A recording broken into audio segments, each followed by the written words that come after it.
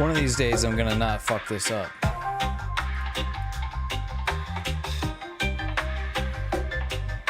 Hold on. I forgot to connect the camera again. I'm here. What's up? Good evening, everybody. What's up, Misadventures in ASStro? I got distracted.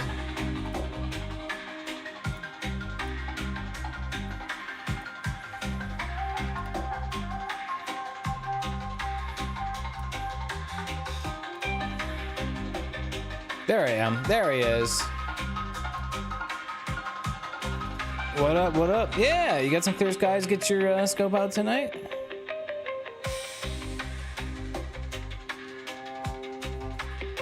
You hate to spend it tweaking with. Oh, yeah. Like a rare chance for clear skies, and you're fiddling with equipment rather than enjoying the clear skies. What up, Zach? Hey, good to see you. Ooh, right on. Yeah, I think Zach's able to make the only able to make the evening streams because I've been streaming during the day and I don't see. We tend to not see Zach, but yeah, I figured I'd get the telescope out tonight. We'll crack a beer, but you have to get things set up before you can crack beer. That's the rule. Music is probably a little loud. So I'm gonna try a new plate solver tonight. This is kind of the main thing I wanted to try out. There was a thread on the Cloudy Nights forums, and I will post said thread. I will post a link to said thread. People are asking, is ASStro still the best plate solver for Nina? And there were some suggestions to use, as you see on the screen here, to try PlateSolve 2, which is software from Planewave Instruments. I don't think this is new that has dropped. As far as I know, it's been around for a while, but this is from Planewave, and you know they make premium level stuff. So someone suggested try PlateSolve 2, and people were saying PlateSolve 2 was like this 100% every time, just bang, bang, bang, bang, bang, bang, bang. And my biggest problem, well, I should say I have repeated problems with getting reliable plate solving here at home in the light pollution, especially with a new scope, such a narrow field of view. It just doesn't get enough stars. So someone said try this. So I should have downloaded this earlier because probably I need to download a star catalog. So I downloaded the software. Okay, and it says also download either the APM or UCAC3 star catalog below. So which one do I want? Installs APM star catalog required for running PlateSolve, building a pointing model. Building a pointing model. I think in STI, I'm guessing that's their software. So maybe I want the this catalog, the UCAC3 star catalog. We'll try that. This is probably a big download, which I say I probably should have started it earlier. Oh, it's only 400 megabytes. Okay, cool. All right, let's get this installed. When I'm out at a dark sky, at the dark sky sites, the ASStro solver solves it like it's like perfect every time. It's totally fine.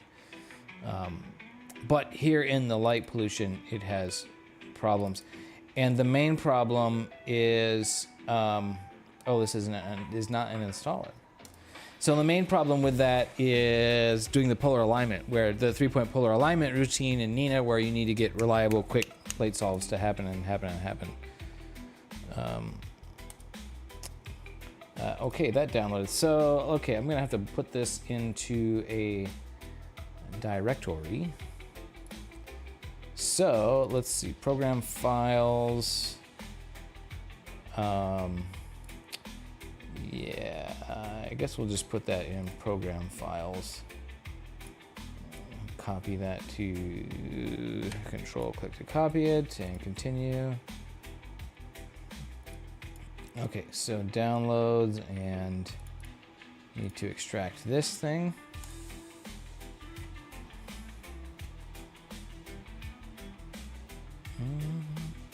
I'm really looking forward to that beer. Figure it's Friday night, it's chill. The music, unfortunately, I don't have anything to go with the BONG VOYAGE. Now that will make for a chill evening, right? So, okay, so I got this catalog. I'm gonna just copy this, and I'm gonna paste it into what was the name of that? PlateSolve 2. PlateSolve. I'm just gonna paste that in this directory. I like to keep all that stuff together. Oh, I forgot my camera to hit record. Now it won't go to sleep mode. Okay, so let's see. Probably need to run PlateSolve 2 and configure catalog directories. Okay, automatic plate matching, and you see, so select directory. All right, so that's the directory, and status okay. So I guess it's status ready. Oh, let's try open an image. Let me see if I can open an image that I already have from Nina. How about a more recent? How about an M16 image? Yeah, oh, that right away. So okay, no problem. Okay, so it's solving, and it got coordinates. I guess that's right. I don't know what the coordinates of the Eagle Nebula are off the top of my head, but and then there's, let's see, stars extracted NA, catalog NA. So I don't know, that's kind of show image. Okay, that's cool. So yeah, it shows the image. Show the fits header. I mean, I don't really need any of this, but it's kind of fun to see the pillars of creation right there in the center of the image. Okay, so now I think what I do is close that, downloads directory, and I'll delete those zip files. Don't need those anymore. Just to clean that up a little bit, and then we'll run Nina. Boom, boom, boom, boom, boom. Yeah, too bad I don't have any, you know, maybe one day.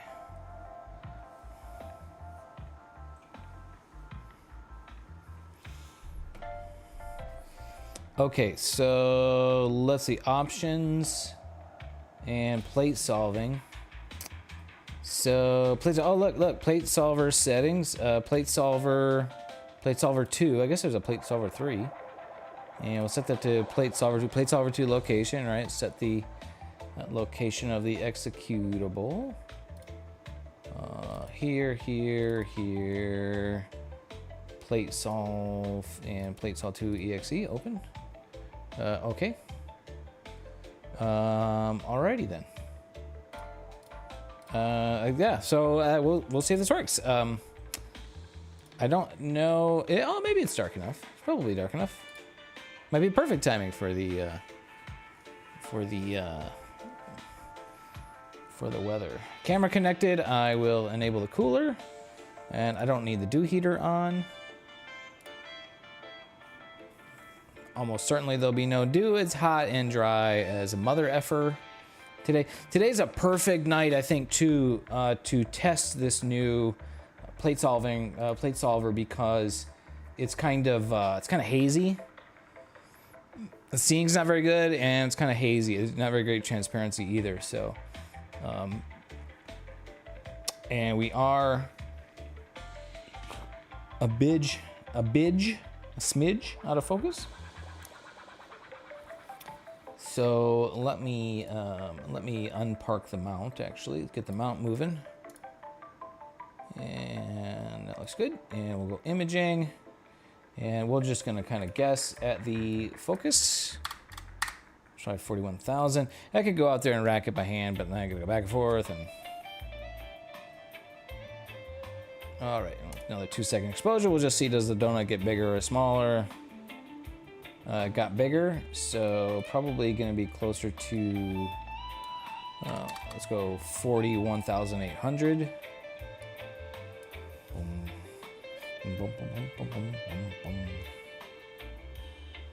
That must be Polaris there.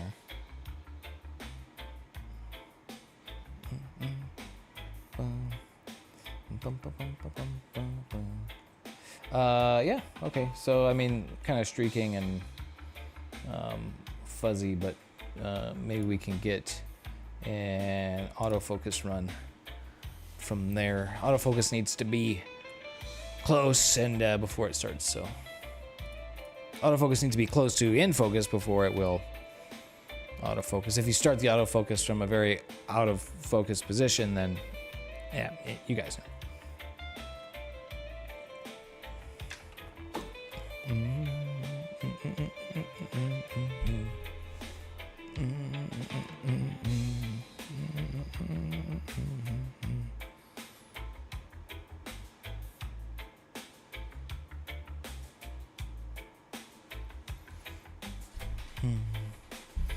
Autofocus looking good so far.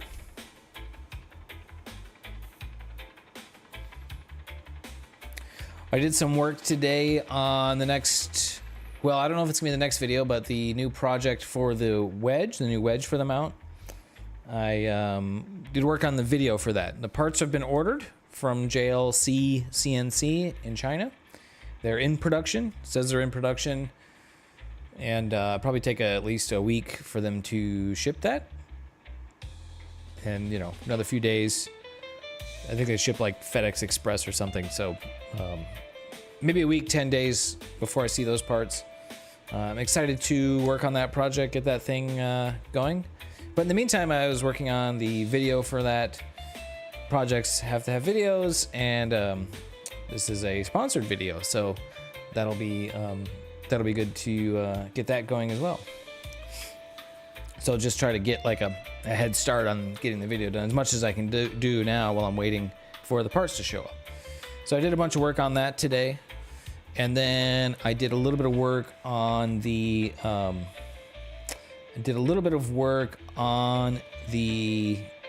mirror rig for the artificial star. Okay, so yeah, we have an image. Let's just run the nope, not star detector. We want to run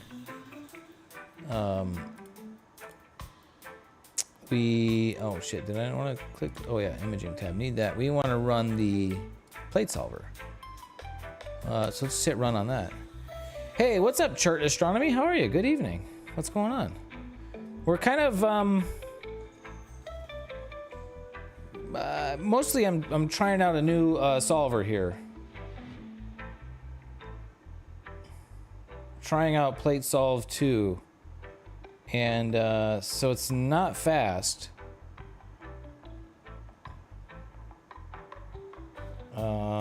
Yeah, so it's looking, I guess, search center, oh, it's doing a spiral search. That's kind of cool.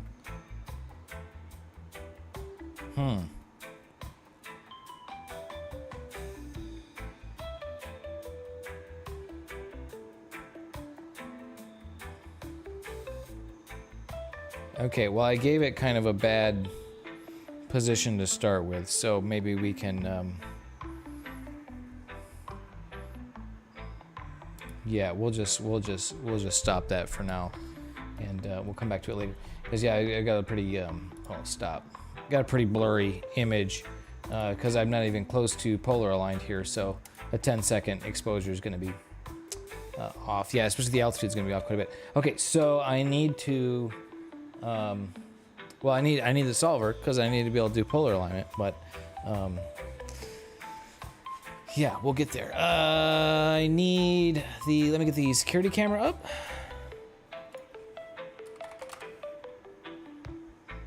So you guys can see inside my house. There we go. There's the telescope outside. And let's get some slewing action going. I need to point it up towards the zenith. So let's see, I'll just go like this.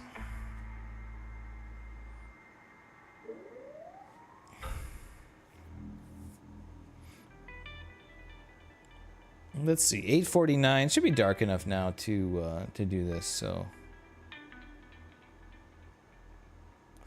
thank you, John Claude. What's up, brother? How you doing? Good evening. Always good to have John Klopp here.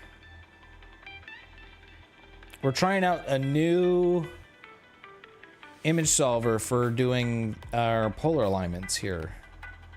Well, I guess for doing plate solving in general, but particularly we want to try it for the 3-point polar alignment routine. So yeah, there's an image. Stars look round in the corner. That's cool. Okay, so let's just try. We're gonna do. Let's go crazy and try a 2-second exposure and just see if that works.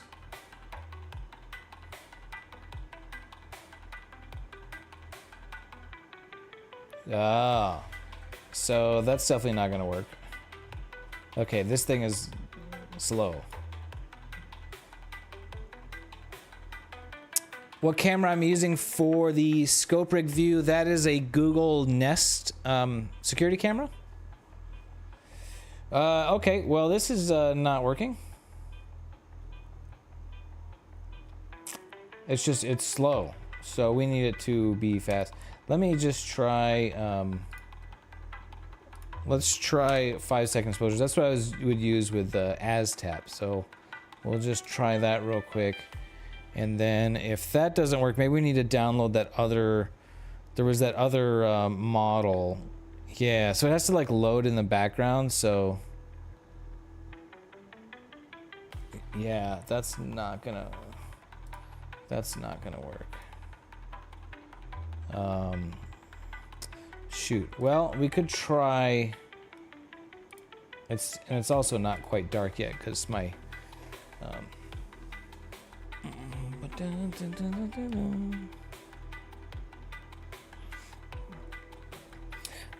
maybe I need to download the ASStro catalog installer.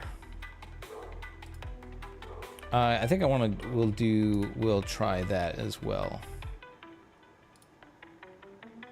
Oh, that's another 400 megabyte download. Okay. Do I need to close Nino for that? Probably not.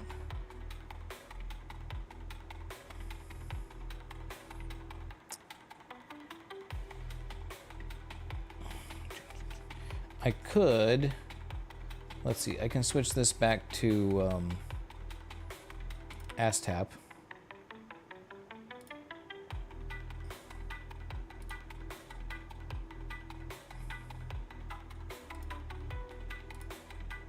And then go back to imaging here. And then, so I'll just try a plate solve with ASStro. ASStro. Emphasis on the ass.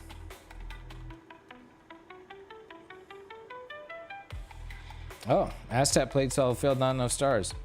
Maybe because, yeah, it's because it's a 10-second exposure. I think it's not detecting any stars. Yeah, because they're blurred. Because the polar alignment's out so much. And the polar alignment's out a lot because it's set to the altitude axis is off by a couple of degrees because we were, last time I had it out was up at Mount Pinos. Yeah, so we'll see. Did that download finish?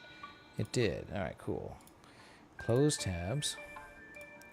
Just minimize those things. Downloads. So set up apm catalog.exe. We'll run that. So we're trying out plane wave instruments plate solver. It was recommended in the Cloudy Nights forums. And, you know, there's a download for the plate solver, and then there's 2 different star catalog downloads. I tried one, and then it was not working very impressively. So we're gonna try installing this other catalog. Maybe it needs both. I don't know.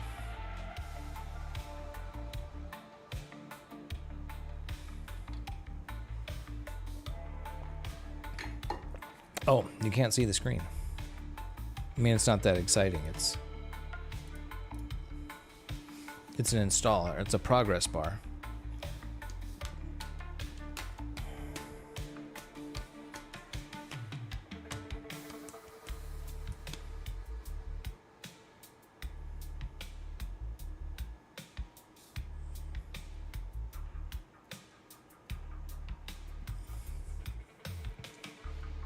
If this kind of doesn't work right away, then I don't know, maybe I'll just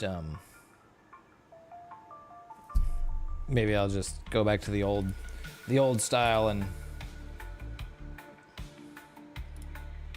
just stick with that. So let's see, there was a setting in here for configure, configure the APM catalog directory.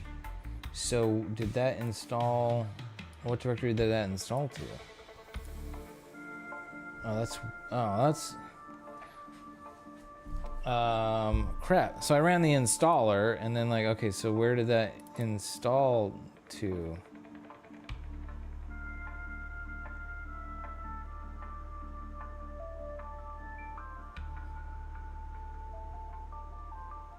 Wait, did it install it to download / plate solve 2?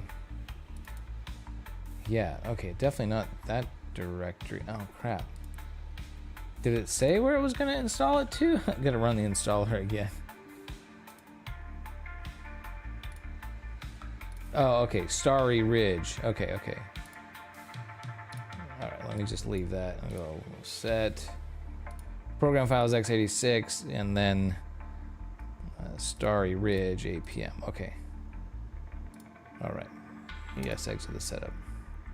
Status okay. All right, close that. All right, we have that there, and let's go back to options, and we'll set the plate solver to plate solve 2, and I'll do 5-second exposure time. And go back to imaging, and then plate solve. I'll just close that and just run that and see what it does. Oh, why is it on 10? Oh, don't do 10 seconds. 5 seconds. I know 10 seconds is gonna be blurry as hell.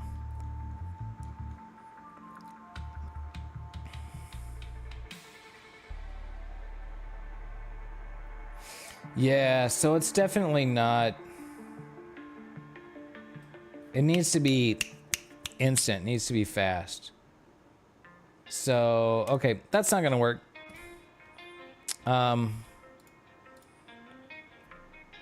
Maybe there's some suggestions in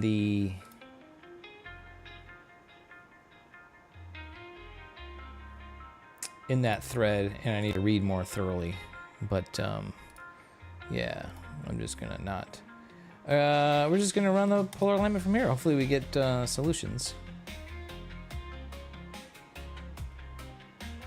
Yeah, it works pretty well, doesn't it? So, you know, for the dark, it's an infrared camera, right? And, you know, it works all right. And it makes it... So in order to be able to stream it, I have the Google Home website loaded up in a browser tab, and I'm sharing a portion of that window. That's what you're seeing on the screen. So that's kind of the easiest way to kind of share it on the stream. So... I definitely want to get away from using Google services for my cameras, because now all my private life in my home is going into Google servers, right? So, and yeah, so I'm having problems with getting solutions here with the solver, with the ASStro solver. So this is exactly what I this is what I run into here at home, where it just can't. It'll get the first 2 solutions, but then the third one, it just fails. So it can be tricky. I gotta just find a different part of the sky where there's enough stars. Either that or switch to longer exposures. But the problem with doing longer exposures is then it gets really difficult to and tedious to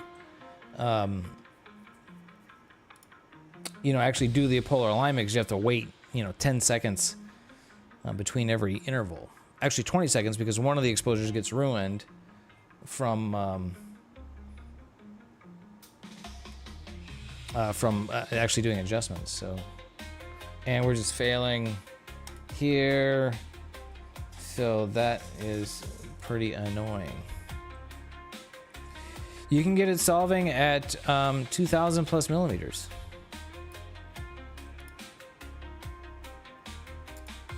Well, that's impressive.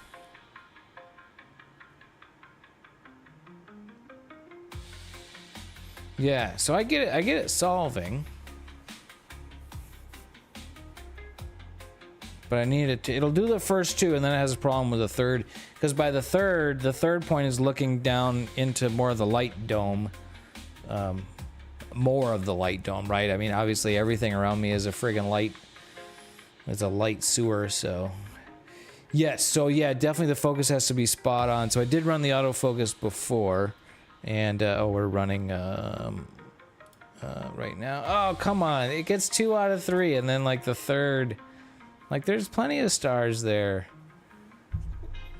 Yeah, doing the 3-point, yeah. So I get the first 2, and then it just can't do the first one.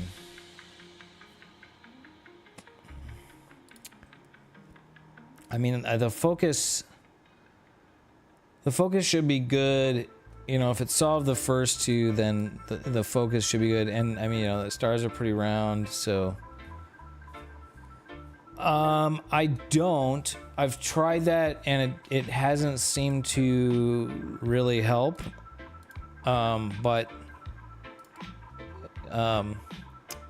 Yeah, maybe we'll try.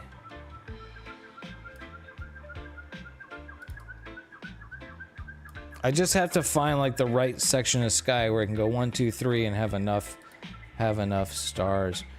But yeah, so we can do 2 by 2, and I bump the gain up. Like, I've tried this before, and it doesn't seem to help. Like only thing that helps is just finding a different spot of the sky. But I'll try it again. I'll give it another go.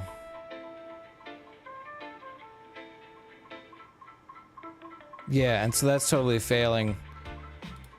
That's just completely failing. Maybe the gain. Maybe it's too much noise.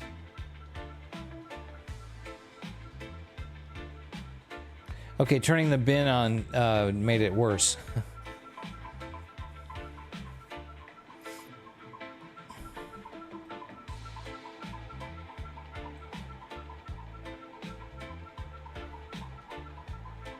Nope, now I'm failing again.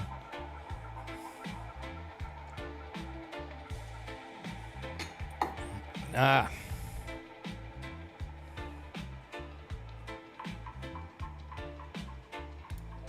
Nope, now we're not getting anything here.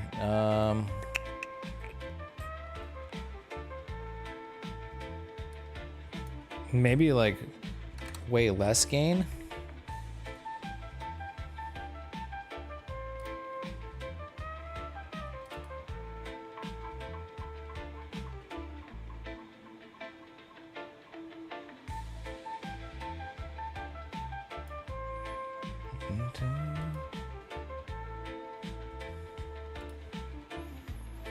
Yeah, the scope should know where it's pointing. I mean, if it gets the first solution, right? Just not even. Nope.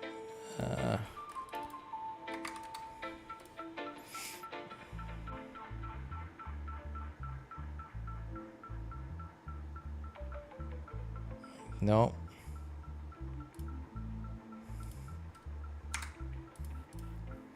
Maybe my focus is not quite.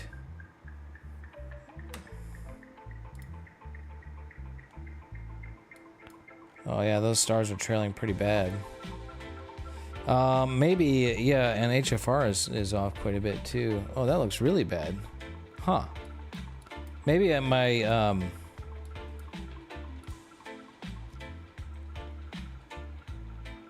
Oh, you know what?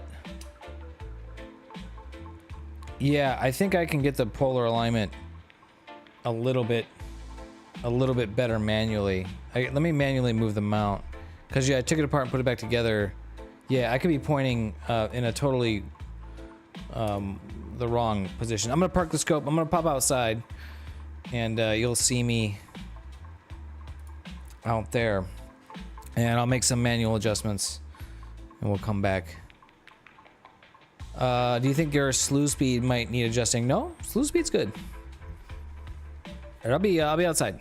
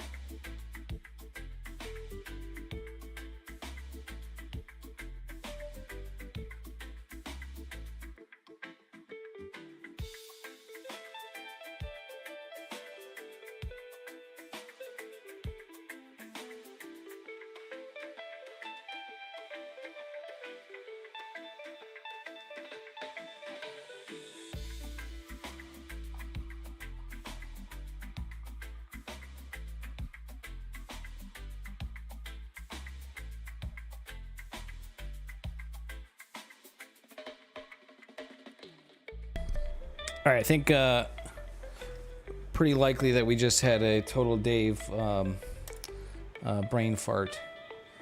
Because I took the mount off of the tripod to travel with it, and put it back together. So it was pointing like 15 degrees off from north or something like that. I don't know if you saw me adjust that, but it was quite a bit off from north. So the polar alignment being way out, 5-second exposures are going to be totally streaked like that. So I mean, I still anticipate it's going to be a little bit tricky to get reliable plate solves, but certainly with it being that far out. So I have the floor marked, but I don't have the tripod marked where the mount attaches to the tripod. So that the tripod is in the same position. The mount was not. So let me pop a quick 5-seconder here. See if it looks like we got some better looking.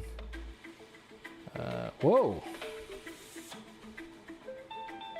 We're still moving? That's okay. That's not.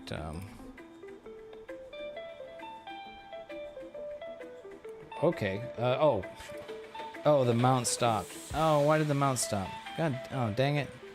Oh, now I hit the crap. Can I park it? Yeah. Okay. I no. Well, it was tracking, but I manually slewed it too far, and it hit the limit, so it stopped.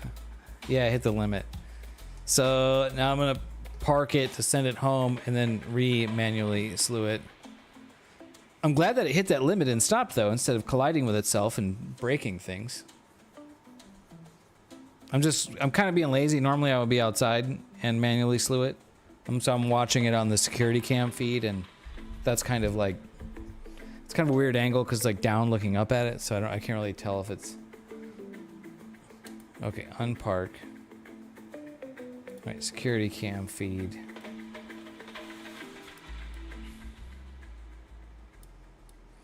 I could really use like if I knew the coordinates, like it would be great to have a starting coordinate and then just like a macro button. Just push the button and it would send it there instead of having to manually slew it. I don't know how to do that. I'm sure it can be. I think you can. Yeah, I can enter manual coordinates. So I guess I could write the coordinates down when I'm done slewing it here.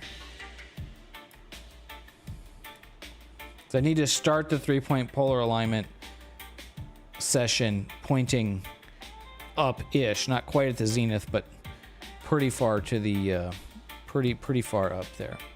Okay, now we should be good. 5-second exposure. There we go. Stars are still kind of streaking a bit, but might have just needed to settle there too. I'll do another one.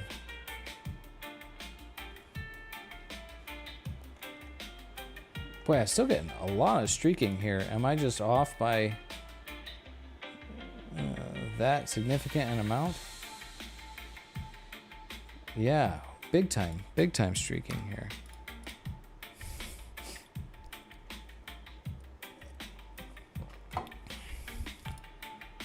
Uh, 2 seconds are looking. Yeah, it looks just like it's just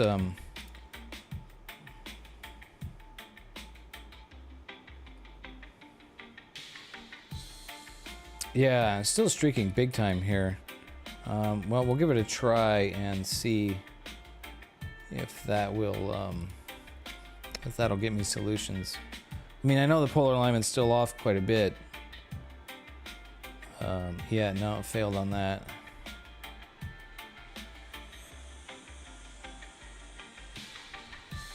Maybe it'll do a 2-second exposure.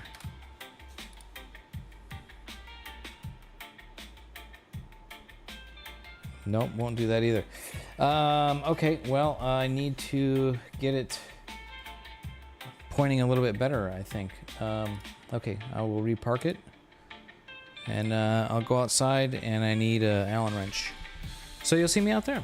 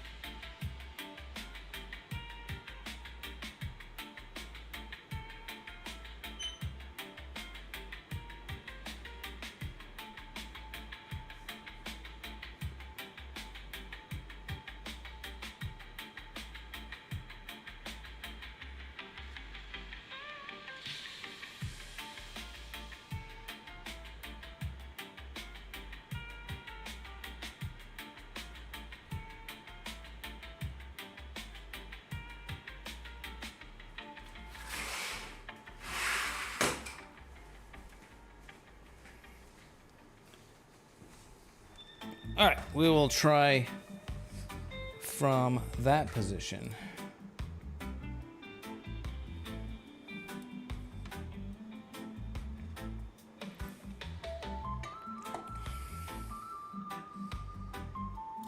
I suppose I can just kind of slew it anywhere and then shoot a 5-second exposure.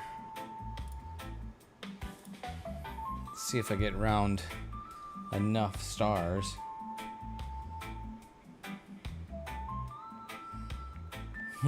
Maybe. Looks like maybe it's quite a bit out of focus now too. Let me run the autofocus. It has cooled down quite a bit. It's been sitting in my apartment where it's been warm, and so it's cooled down quite a bit since I moved it outside, so maybe it needs to focus.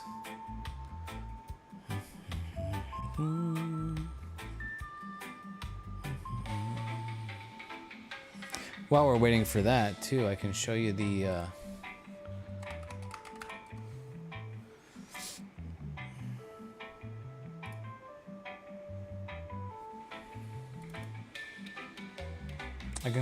artificial star rig.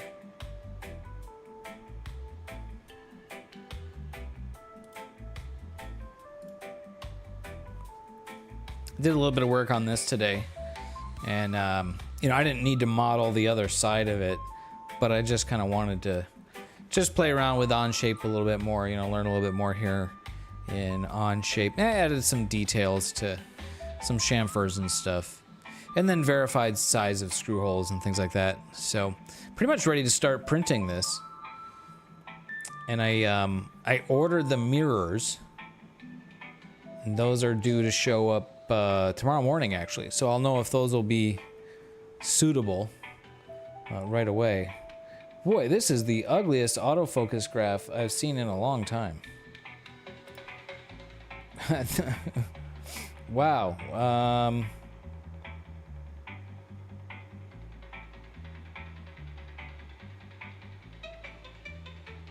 That's rather unfortunate. I mean, it's sort of a shape.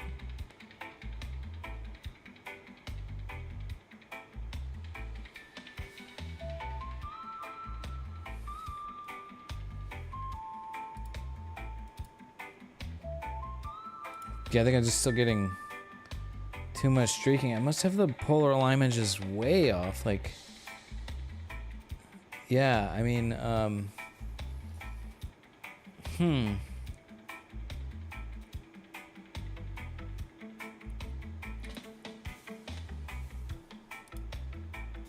Let me just try to get a plate solve here.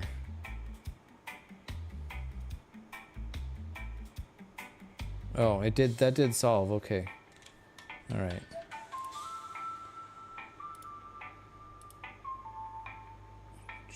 Okay, so we'll slew to a more appropriate spot to do the...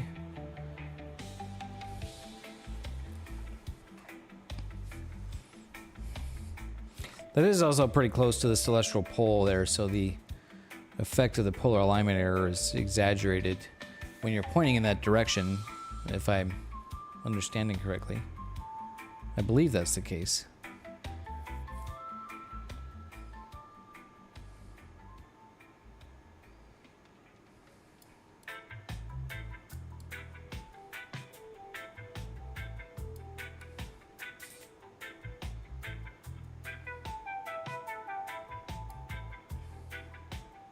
Okay. We'll shoot a 5-second exposure there in that location. Wow, that's streaking like worse, like way worse.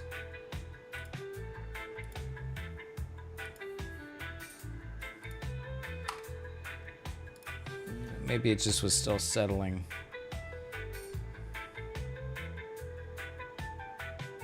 No.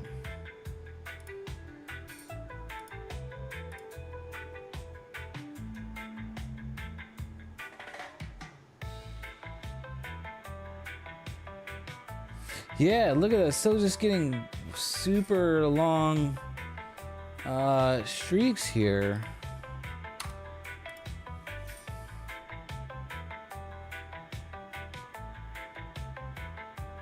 Yeah, it does seem to be just because the polar alignment being out.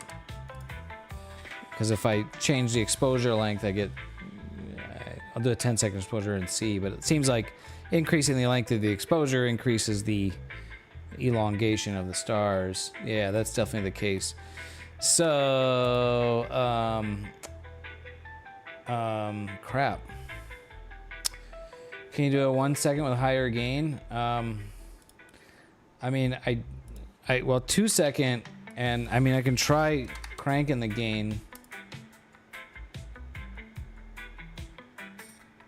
Okay, that worked. That got me a solution.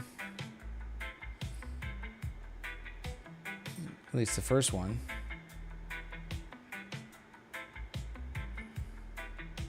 I just needed to tell me like how, you know, it's like you're off by 4 degrees this way and 2 degrees that way, and then get the course correction fixed, and then it'll go smooth, right? So, come on, 3 out of 3. Come on. It always fails on the third one.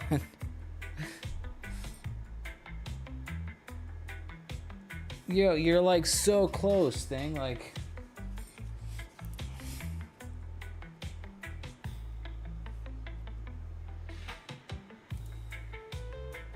can I do like, I don't know how high the gain goes. I don't know if it'll do that right now or.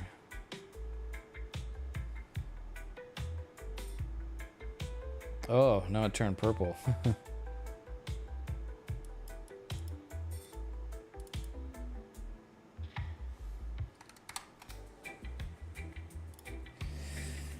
Yeah. Mithradites, what's up, brother? How you doing? Always when I try to do this stuff on the stream, it ends up being like a big troubleshooting thing. You're clouded already? Oh, I was supposed to have clear all night tonight here. That sucks, but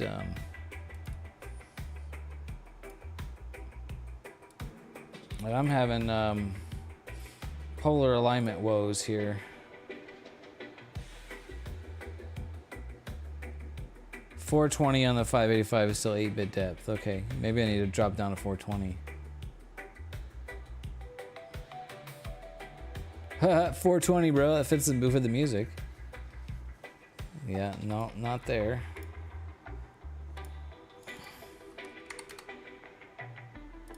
Maybe it'll give me 3 seconds exposure? I wish. That'll make this go.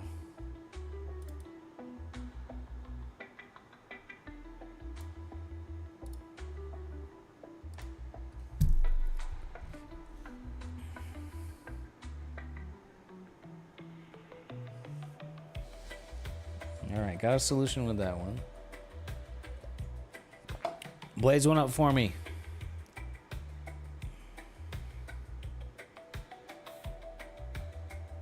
Okay, 2 out of 2. Come on, give me the third one. Oh, you're not seeing that. Okay. Come on.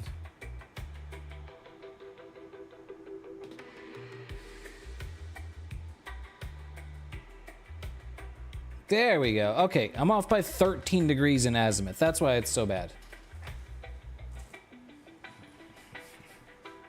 All right, 13 degrees. That's why it's so bad. Okay. I gotta close that and I gotta go. Oh shoot, this thing wasn't booted up. Yeah, okay. Thank you for the suggestions, Misadventures in ASStro. Yeah. I gotta boot the tablet up here.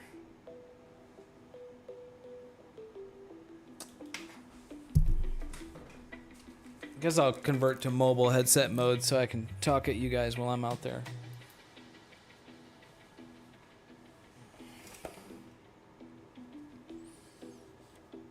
And I just need to change the mic source, properties, and let's see. That one. Okay, now I'm on the, yes. All right. Would you?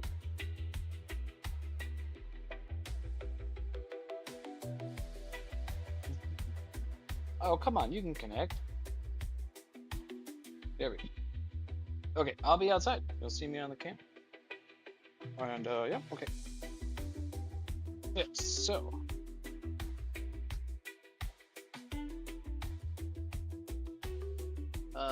13 degrees. Oh, yeah, I'm like super far off here. That way. And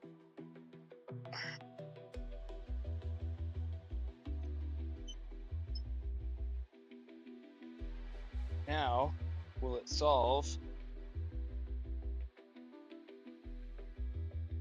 Okay, 5 degrees. Okay, good. We're making progress here. It's off by so much. I'm just gonna get it like within a degree in both directions, and then I'm gonna restart it.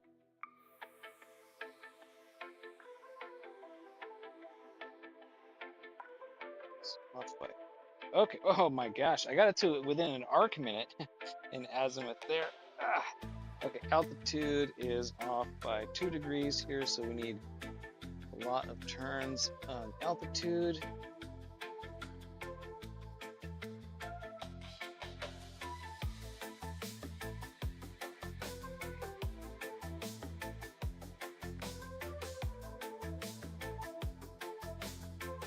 And now it's failing to solve. Okay, now it's failing to solve, but it should be pretty much closer now. So we'll start over. Okay, stop that. And we need to slew the mount back to start it higher up.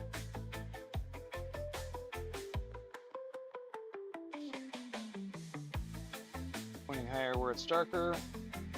Then we go to imaging, and we're doing 3-second exposures with gain of 420.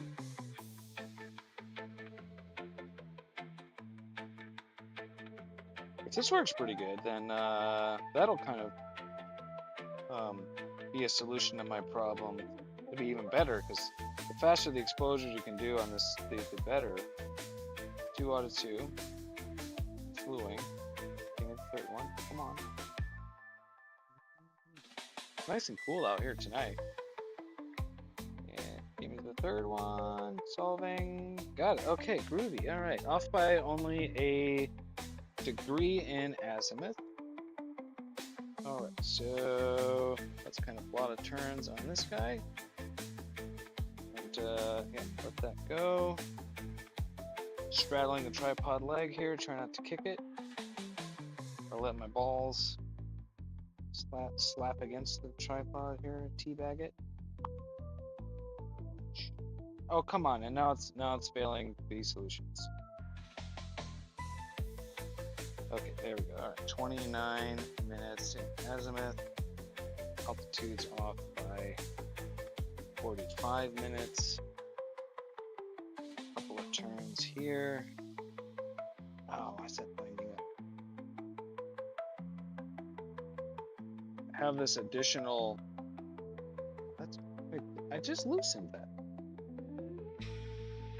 I have this additional brace that you see me unscrewing here. This is to gives the whole rig a bit more triangulation, a little bit less wobbly with that. Hopefully, with my new wedge, I get that thing built. This will all be much better. Okay, down 12 minutes. This way a little bit.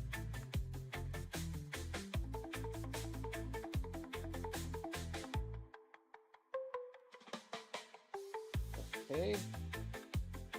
That overshot the azimuth direction. It's down 2 minutes. And I think I'll lock my little brace down. Yeah. So when I lock this down, this will influence the position a bit. Just a clamp.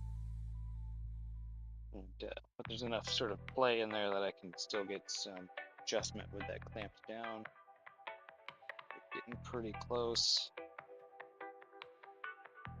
Now we're getting pretty close. Down to 2 minutes total error.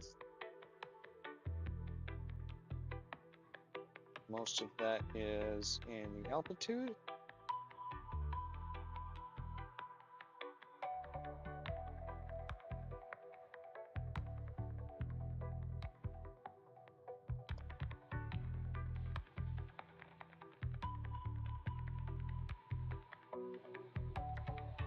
Okay, now we're very close, 35 seconds of altitude error and 35 seconds of azimuth error.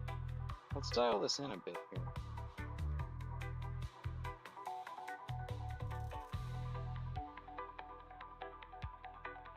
Now, if I want to be really diligent, I would do another iteration of the polar alignment routine, but I think I don't want to. All right, let's see. Azimuth is overshot that a bit.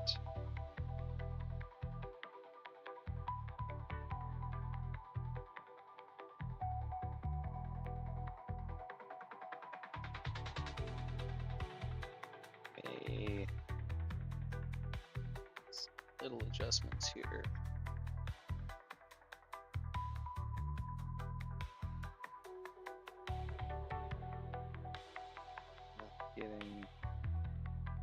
Making adjustments and not getting improvement. Tricky because you don't want to overshoot it. Especially the altitude. If I overshoot an altitude, I have to unlock the thing and then drive it back the other direction and then kind of start over because of the limitations with this hardware. Which hopefully with the new wedge that I'm going to build will solve that problem. Okay, getting a little bit closer here. Better total error down to 38 arc seconds. I usually aim for sub 30, and I think the rule of thumb is sub 1 minute, but makes me feel better to get that even better. Okay, we are at 5 seconds in azimuth error, 6 seconds. Just kind of try to tighten those knobs down a little bit against each other so that doesn't shift.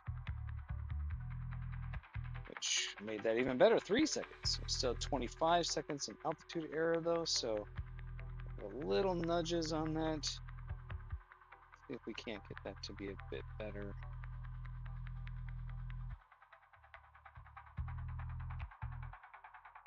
Nope, that made it worse.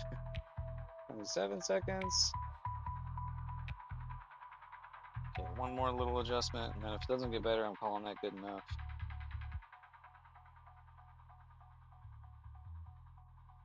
Come on, thing, come on. Okay, 15 seconds, calling that good enough. All right, cool, done, got it. Okay, now it might be beer 30. Finally. What's up, cat? Ah, okay, so there's another reason the Google Cam. It just stopped working. It didn't like disconnect or anything. It just stops working sometimes. That's what you get. I really, yeah,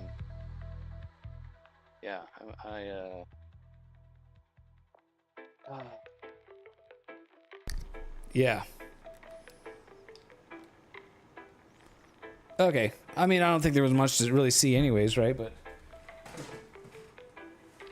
yeah, it just stopped working. It's just sitting there spinning. So, you know, yeah, a security camera in your privacy of your home that goes to a corporate server. Like, what? Why am I doing that? Why do we accept that in society? Thanks, miss. I'm just gonna start calling you miss. Okay, you saw the tripod teabagging. That's the most important thing. Okay, shoot a 5-second exposure real quick here. See if I see reasonably round stars. Yeah. Yeah, exactly. Oh, and guess what? The security cam decided to come back on now. Yeah. Alrighty. Can't confirm. I'm not even I. I mean, I've got the definitely not artificial, but I'm also not intelligent. So, all right. What do we need to take a picture of? I need a beer.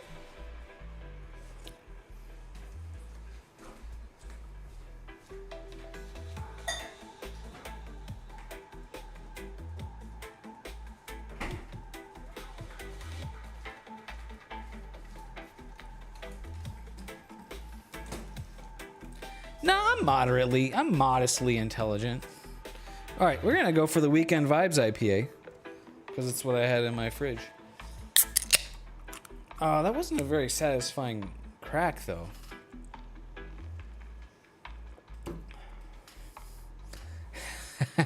I mean that's what we do, right? Yeah. Sounds like something AI would say. All right, let's get Stellarium going up here. And I mean, it's not really very exciting stuff to see right now, especially in my neighborhood with the trees and buildings and whatnot.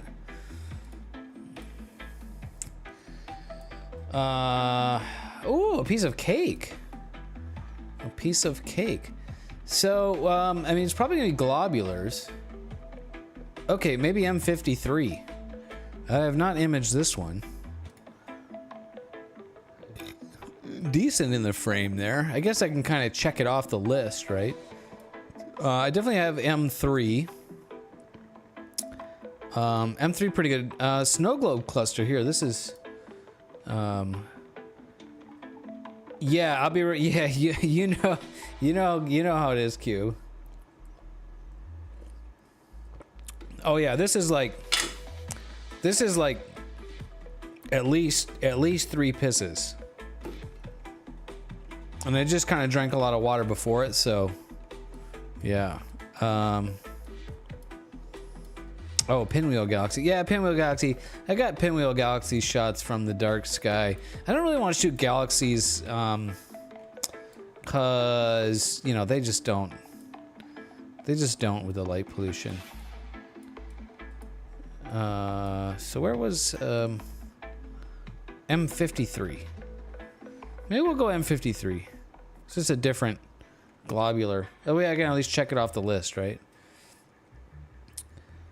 So let's go Sky Atlas M53. And the globulars look pretty good from the light pollution.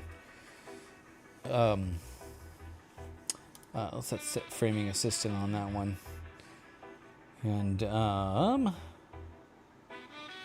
so let's just slew and center to that for now. And then so I can get that. How long can I shoot that until? I can shoot that until like 1 in the morning. Yeah, I can shoot that until like 1:30. So should we pick a another target for later? What up, Cajun? You're shooting M5. Oh, okay. Is that another globular? Probably. Rose cluster, another globular. Oh, maybe I'll shoot that one later because that one will be up. Maybe that'll be my second. Now I really don't have to worry about camera rotation because the globulars are just round, so I don't really, not too concerned. Date and time window. 1:30. Oh yeah, that would actually work out perfect, I think. That's to the southwest, yeah, yeah. There it is. Not very spectacular there, but it is there.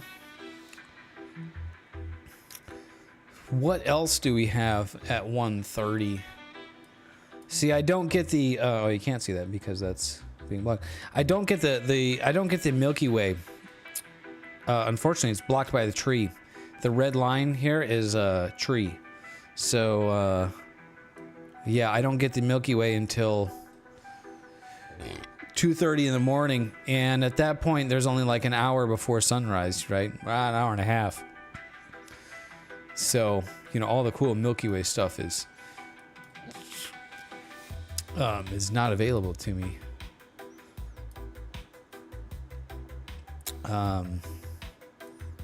Yeah, this kind of stuff would need a filter too.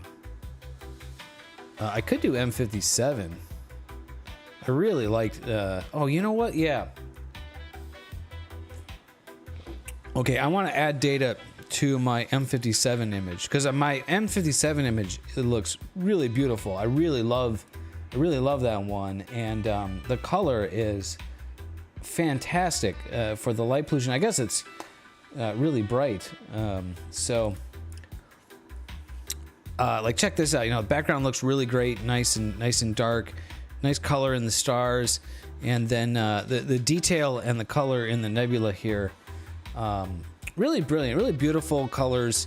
So I should add more data to this because this is only 3 hours and 7 minutes, and maybe we can start to get more of this outer shell.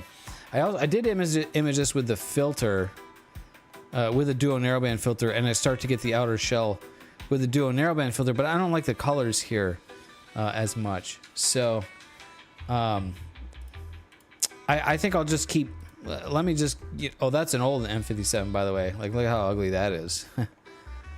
So look at how much better for a little target. Okay, so I want the rotation angle to match that. So I need to go to, have you thought about starting at M1? Oh, you mean like trying to get the whole Messier catalog?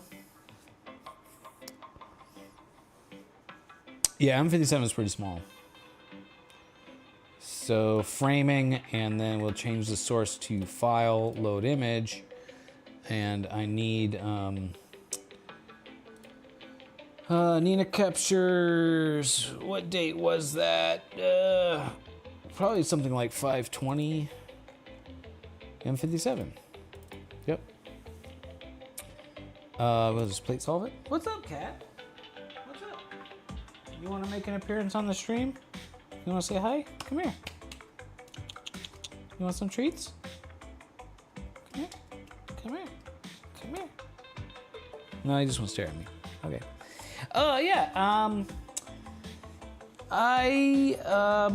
Yeah, so like getting the whole Messier catalog, that would be kind of neat, but I'm not really too interested in that. That's sort of like the sort of stamp collecting side of things. I just want to image whatever is best to image that night, you know. What's up, Michael? Clouds in Arizona and a Starfront. Oh, bummer, dude. Well, you and Mithridites can share in some beers. 130 and 48 degrees. Okay, so I was.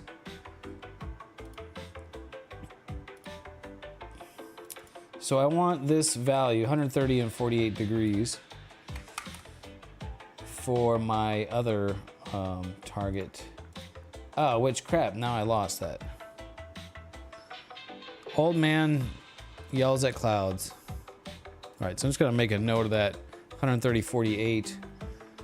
Oh, and you can copy paste between remote desktops too. I don't know if you knew that or not.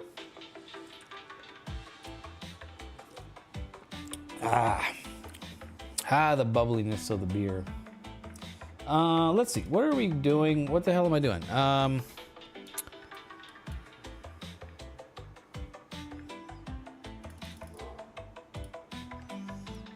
I was shooting M53, right? Yeah, okay, M53. And, okay, set for framing assistant. And I need to set this to, oh, hold on. Offline sky map. Stop. I needed to get the camera rotation angle for my Ring Nebula shot. Because I want to use the same rotation angle right now so that I don't have to get up in the middle of the night and rotate the camera. So I will add that rotation angle and I will slew center and rotate. And I'll be outside and the security camera will probably stop working while I'm out there. And so you can watch me rotate the camera.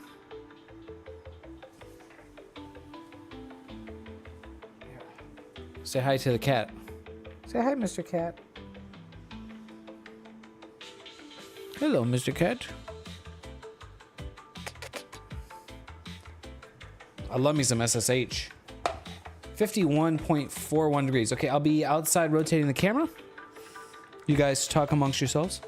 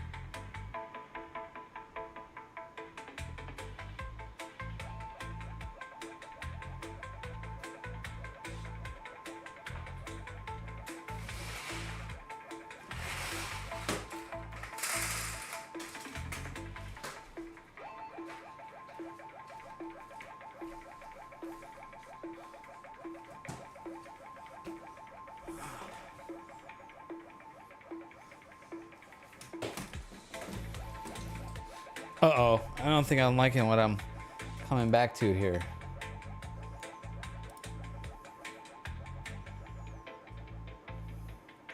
Oh, thank you for the cat treat, Zach. She'll get some treats. It's only fair because I'm getting a treat, and then she'll get a treat.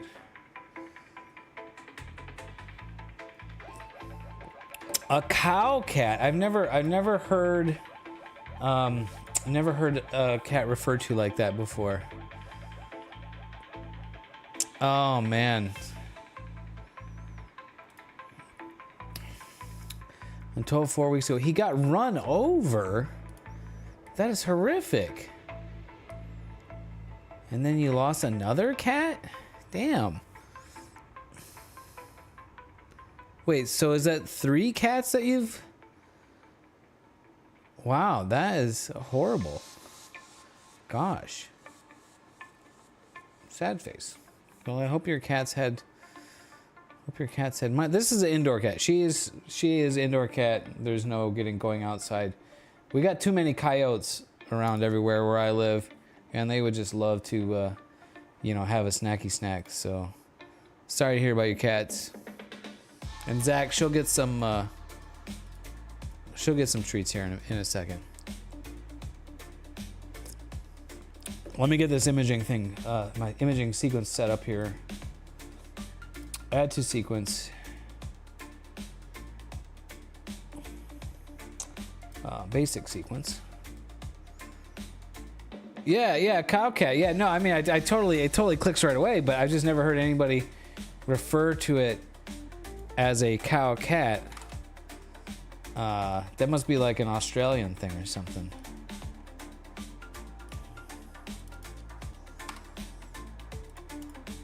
Okay, so we're gonna loop this until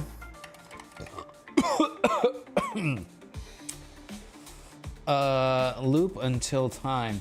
I want to loop until M57 is available, because that's really the Ring Nebula is kind of the star of the show for the night. And when is that available? Well, what do you know? It's about 1:30, so perfect. So we'll loop that until 1:30, and we'll do 2-minute exposures on that. Hit play. Should be able to go. Boom, boom, boom, boom, boom. I don't have my YouTube thing up here. Ah.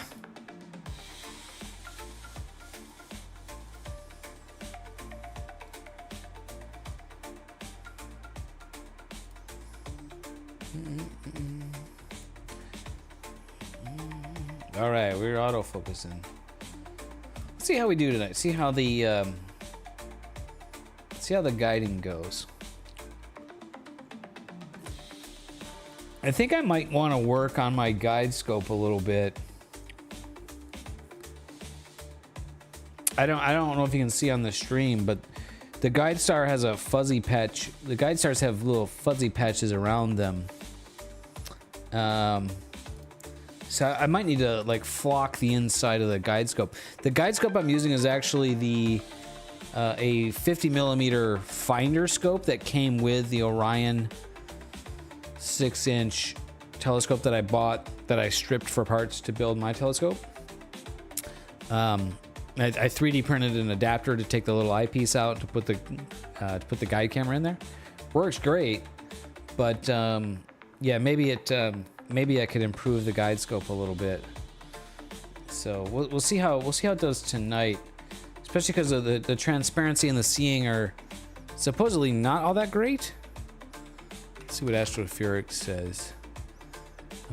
Yeah. Oh, and they show some clouds coming in here now too. Oh shoot. Yeah. Oh, that's gonna kind of suck. Like an hour ago, they were showing no clouds. Well, we'll do what it does. 3 cats in 7 months. Wow. Wow.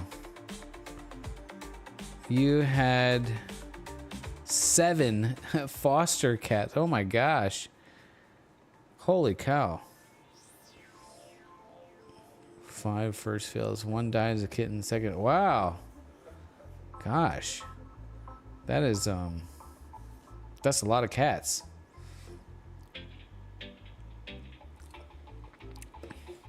Yeah, we'll get what we can, miss.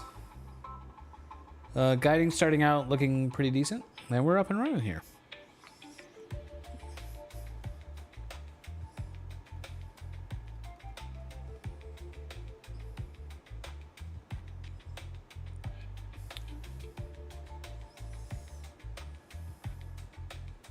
Oh.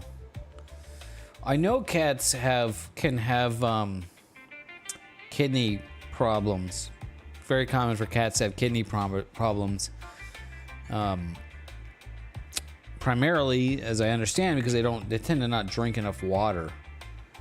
And so I try to encourage this cat to drink water, even if she's picky about it. She always wanted to drink out of the sink, like the bathroom sink or the kitchen sink. So I got her one of those. This was a long time ago now, many years ago now. I got her one of the pet drinking fountain things where it's just running water. And I put that next to the sink. Yeah. So every time I go to the bathroom to brush my teeth or whatever, she goes in there and she drinks, and then, but she still wants to drink out of the sink too. So like, if she wants to, I'll let her drink out of the sink. I just, anytime she wants to drink, unless it's my water, that's the only time. So we don't, or my beer. She's not allowed to have that, of course. And there's the first sub. Guiding is not epic tonight, but it should be adequate. Let's zoom in here, and ooh, that looks, yeah, that looks smudgely. Well, maybe that'll be a sacrificial first sub. Not a very impressive globular, as globulars go, and pretty unfortunately smeared. But the guiding was a little bit poor when it first started out. Now it's looking a lot better. It should be. It did run the autofocus. Yes, it did run the autofocus. I can see some trailing. It's elongated. When the guiding started, for the first 10 seconds of the guiding was kind of poor. So, and it's been pretty good ever since. I'm showing 0.7 arc seconds. Should be. Yeah, it is a little bit of settling. So we'll see the. We'll watch the second one come in here. How did that? What the heck did that? Oh. Oh, I do.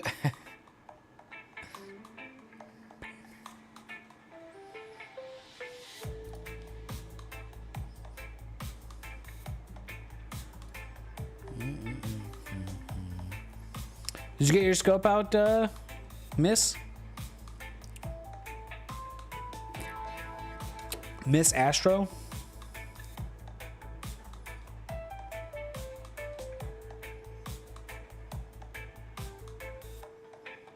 Watching the graph here. 20 seconds.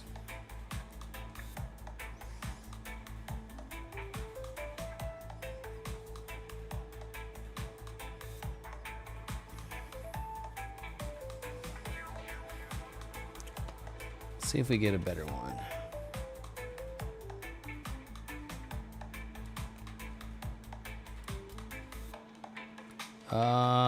Is that better? It looks kind of the same. Maybe worse. Huh.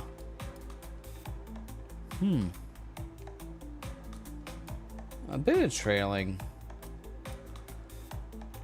Interesting. Yeah, they're pretty elongated. The guiding should be good enough. Guess we'll just let it keep going. The granite cat used to drink tea.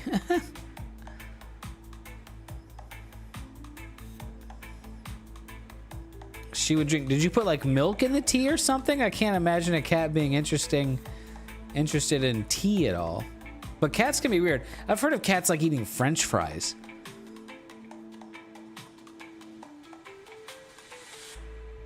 Stellarium performances. Yeah, I should close Stellarium actually because it does kind of run on there. Oh, you're waiting on clouds.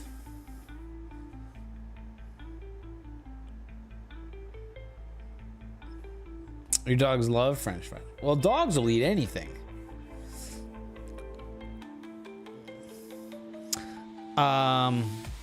Tea with milk. Well, that's what it is. Yeah, yeah. Yeah, my cat will go nuts for like anything dairy. Yeah, anything dairy. Like I just like open the refrigerator and like touch something. Like I don't even open the lid. She's there. Yeah, sorry. And Cube. How much is DIY? Scope is yours. Let me bring a picture of the rig up, and then maybe I can.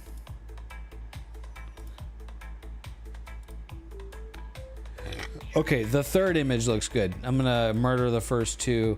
The third one looks better. Still not very sharp here in the core of this object, but cat grass. Is that catnip or is that something totally different? I know cats like to eat grass. Picture of the rig. Picture of the rig.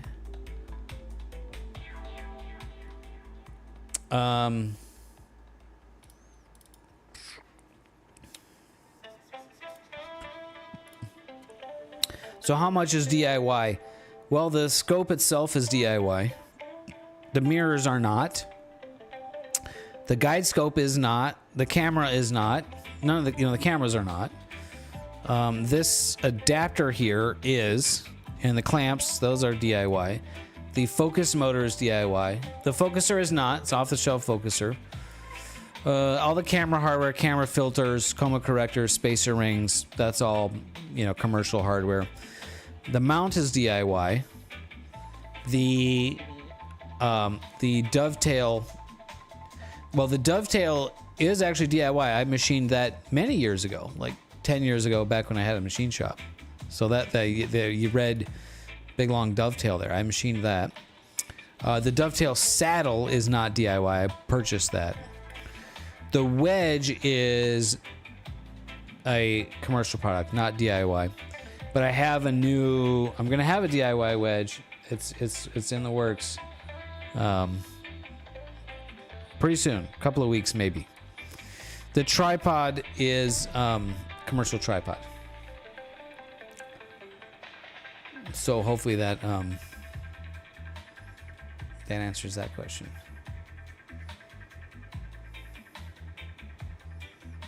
Oh, whipped cream. Oh, on their birthday. There you go. Wheatgrass. Interesting. Ready in a week. I'll have to look into that. Remind me. She's that cat's old. She needs to be more spoiled with things like that. She's like 14 years old now. 14? Yeah, shit, because it was like 2010. Yeah, so it's like, yeah, almost 14 years old, that cat. So,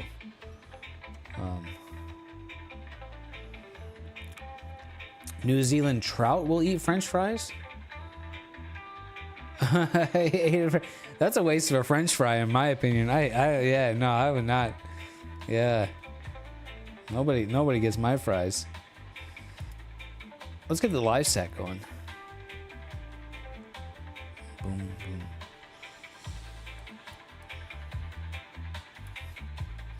Thanks for hanging out with me tonight, guys. Kind of a last minute thing. I'm like, yeah, I'm making the scope out, and there's kind of not, when you get the like dark sky data, shooting from the light pollution's kind of like, meh. It's like, whatever. It's not going to be very good.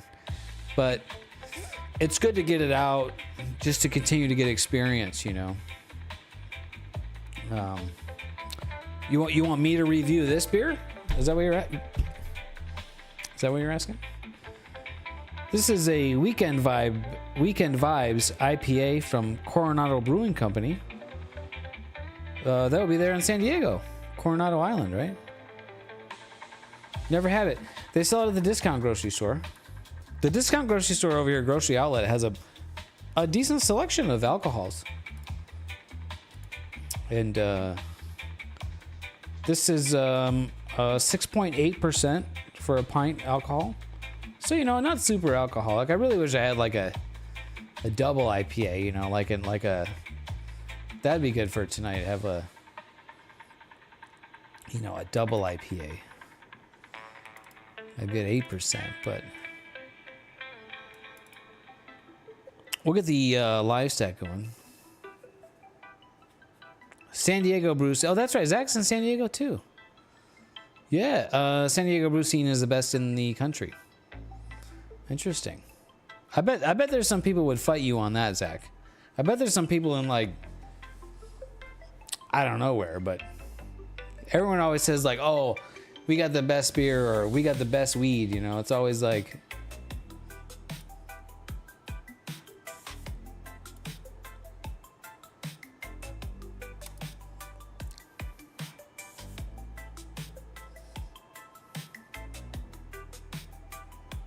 oh yeah, of course Bevmo has everything. The Cowcat William or Big Willie. Used to go hard for catnip. Okay. Oh wow. This cat, she doesn't exactly go crazy for catnip. I sprinkle it on her like little scratching thing, and she definitely likes to like rub her face on it and stuff. She likes it.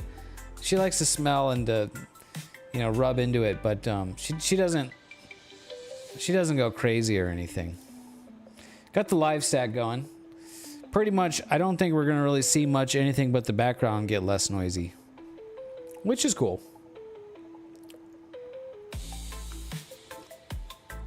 Oh, the moonshine. I bought some moonshine. I was in Tennessee many years ago, and I guess we went in a liquor store or something, and they sell like little jars of moonshine.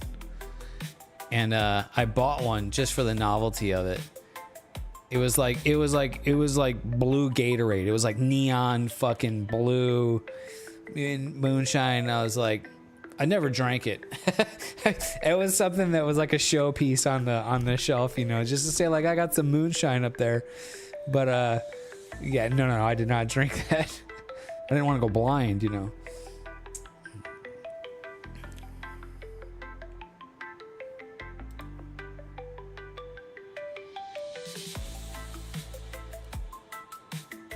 Yeah, this interestingly, it looks blurry, and you know the stars don't look sharp. The brighter stars, yeah, they're kind of all streaking a little bit. Maybe my collimation is off. It might be. I mean, I collimated it in here while it was warm, and then moved it outside. So the collimation could be off. I suppose I could check that. Be a little bit difficult to do by myself.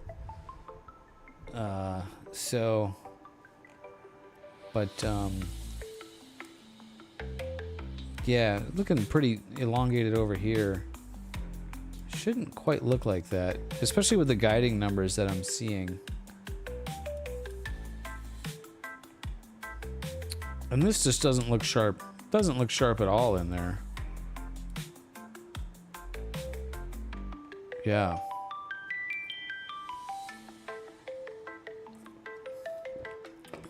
Oh, wow. Some backwood moonshine from Georgia. Rinsed out milk jug. Fire water. Yeah. You would take a shot again. Wow. Yeah, not me. No thanks.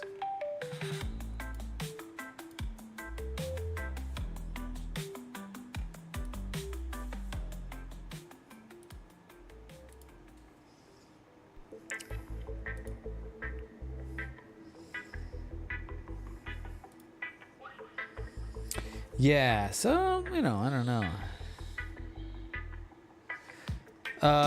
Seeing in your area looks pretty awful. Yeah, it was looking, you know, kind of just, it was looking kind of average before I went to set it up, and now the forecast looks way worse and it shows clouds coming in. But interestingly, only clouds between like 1 and 2, and then it clearing up again. So yeah, it's gonna be kind of weird. What's up, Master Strat? Yeah, cool, man. Glad to have you catch me. Oh no, that's too bad. Cool, man. Well, I'm glad that you're able to catch me, and I'm glad that I can give you some of this vicariousism. I'm glad I can support that. Yeah, I was kind of in a similar situation a while ago. I first got into astrophotography back in 2014. Did it for a couple years. Then I moved and I sold. I didn't really have to sell my stuff, but I wasn't using it. I wasn't getting out. And I moved to a location where there was no place I could set the rig up or anything. So I sold everything in part to pay for a new bicycle, because I was riding bikes, super into cycling, and it was a good years.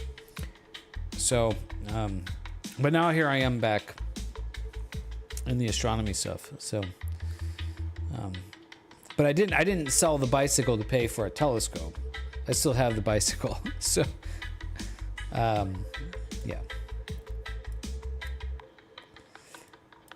But I'm glad you're able to catch the stream.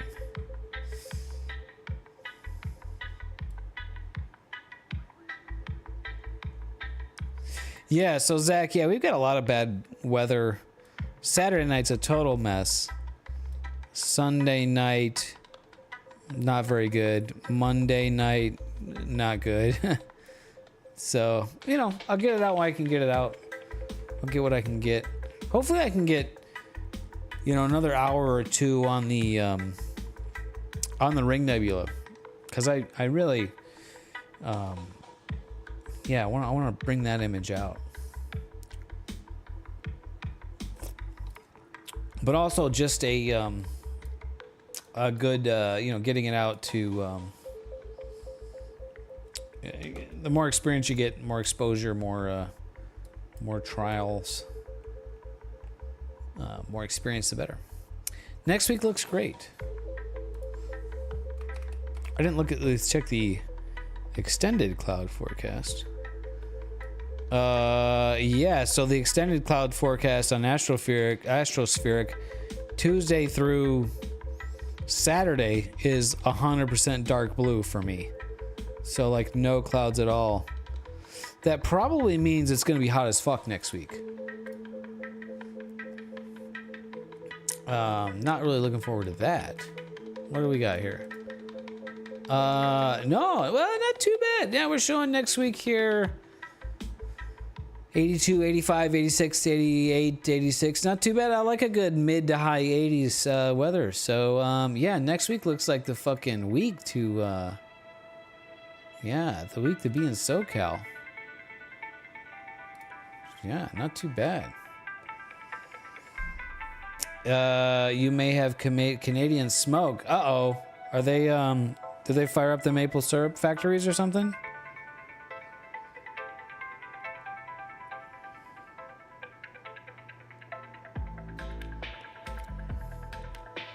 So,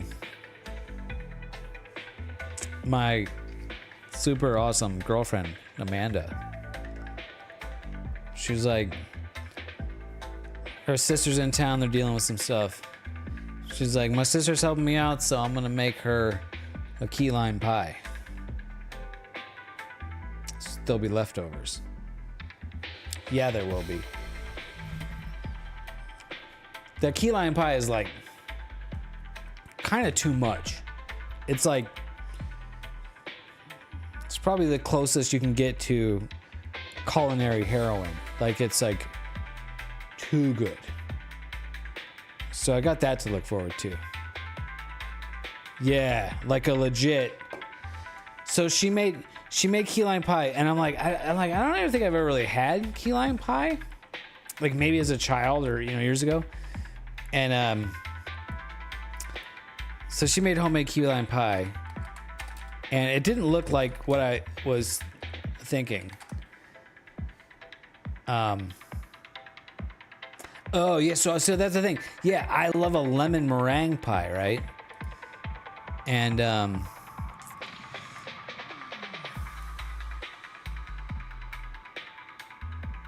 yeah, so this key lime pie is like that she makes is like, it's a explosion of colors and peace and love and rainbows It's like if Skittles had an orgy in your mouth. Like that's kind of what was going on there. So this is what I think of when I think of key lime pie. Like it looks green as fuck, right? But no, the real shit looks like beige like that. So that like kind of blew my mind. And it's like, oh yeah, well they add like green food coloring so you associate it with lime.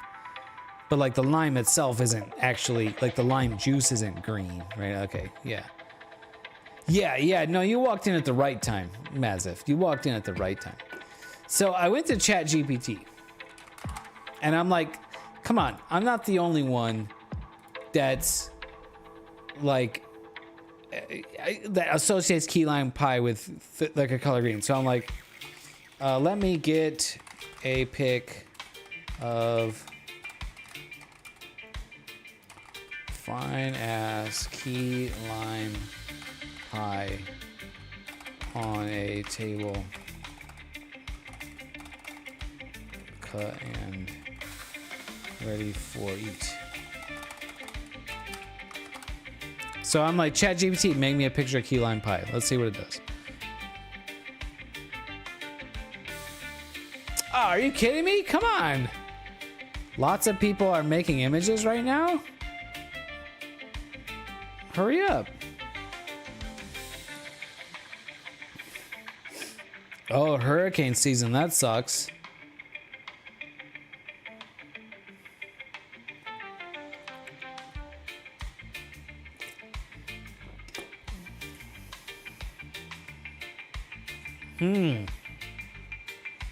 A Nexstar 8SE mount? Is that an equatorial mount?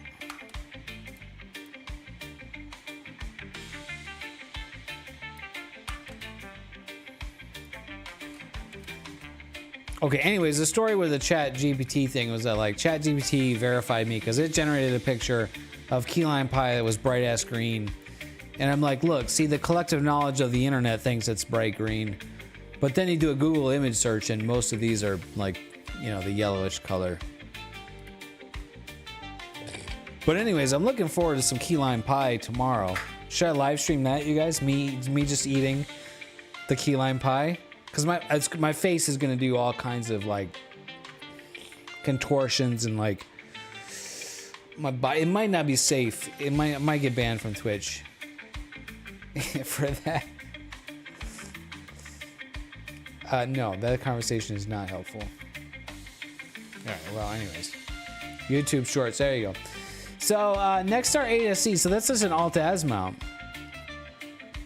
Master Strat. So, are you trying to do imaging with that? Like, or just trying to do whatever you can with astronomy? So I wouldn't think that would be very useful for imaging.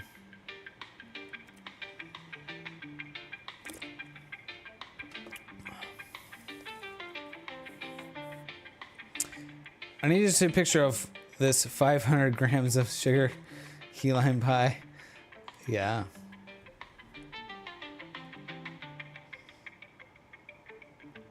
Amanda, if you're watching, we're going to need a key lime pie update picture, you know, if it's at that stage. What is this right here? Greek yogurt key lime pie with strawberry whipped cream. I don't know about that. Mazif, thank you so much for 5 months subscription. You're the boss. You can't talk about food and not post pics. Oh, we've got some pics. I don't know. I mean, I feel like get the fucking strawberries out of there. I mean, if you put that in front of, let me back up. If you put that in front of my face, I'm eating it. But I'm a bit skeptical. Like it's although strawberries and limes goes pretty well together, doesn't it? So I don't know. It's kind of growing on me.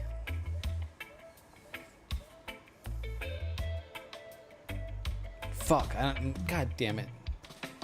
Now I'm almost out of beer, and now we're looking at pies. And okay, no, we're not doing that. We're not doing that anymore. Yeah, strawberry lime works well. Yeah. Oh. Yeah. So that's kind of what I'm thinking too, Zach. Like those are two separate things. Like they're both great, just not at the same time. I know. Yeah. Shit. That was. Yeah, we got on that, and I don't have any. That was a mistake. That was a blunder. Anyways, we're doing astronomy. This is an astronomy stream. And here's the Messier 53 globular cluster. Not really very beautiful data tonight. Yeah, and now we got some pretty ugly looking guiding. But the weather is not nearly as good as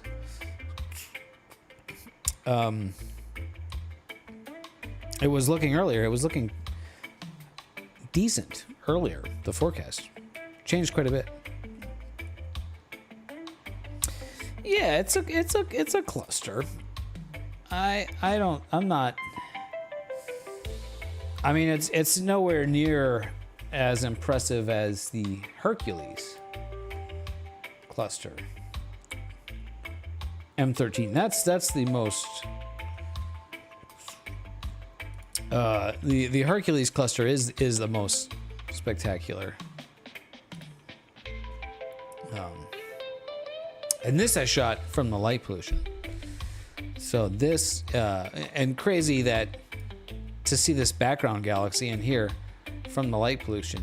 So yeah. Wow, indeed. Yeah. Hey Alexa. That's another thing I don't need in my house is fucking Amazon having a speaker. Amazon has a speaker and a camera in your house. Corporate HQ. Yeah. The colors, the blues and the orange. Yeah, I love the different colors of the stars. Because that really tells. It's not just aesthetic, right? The color of the stars tells you about the star. It tells you about how big it is. It tells you about the temperature. It tells you about how hot it is. But that tells you what kind of star it is. And that is pretty amazing and fascinating that we can know that kind of stuff. And the fact that just amateurs in the light pollution just on my balcony out here that I can capture that. It's like 500,000 stars in there. Between 200,000 and 500,000. So we'll go with the 500,000 number because that sounds bigger. More impressive. Yeah, this is one of my favorite new images. Definitely that I shot with a new 6-inch scope. The fraction spikes look really nice. I can Photoshop out, or I can clone stamp out that halo a little bit, make that look a little bit better. Reprocess that data. Maybe we'll reprocess that data tonight or another night. I don't know. That's the cool thing about having the data sets. You can always go back and reprocess them. Another thing that's cool is, so check this out. This is M13, same target, shot with my old scope, with my old 8-inch scope that I used to have way back in the day. And it's not very good. I could probably process this better actually, but it's not very good. And then look at how much better that is. So old, new, old, new, old, new. So yeah.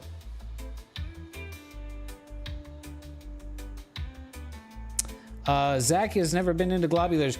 If you do a more visual astronomy, then you'll fall in love with the globulars. The globulars are some of the most brilliant things to see visually with your own eyeball in the eyepiece, because you see they look like this in the eyepiece. And in a bigger telescope, the bigger the aperture, the bigger the mirror, the more of the individual stars in the globular you can resolve. They're bright, so they stand out. It's not like looking at galaxies where you're like really squinting and staring to try to see little, maybe I see a detail in there, but it's like the globulars are just beautiful, bright things. So, yeah, looking at the globulars visually kind of makes you fall in love with them. So.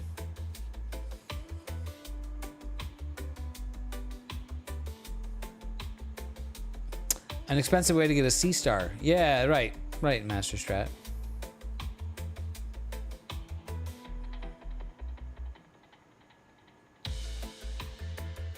Yeah, cool, man. I feel you.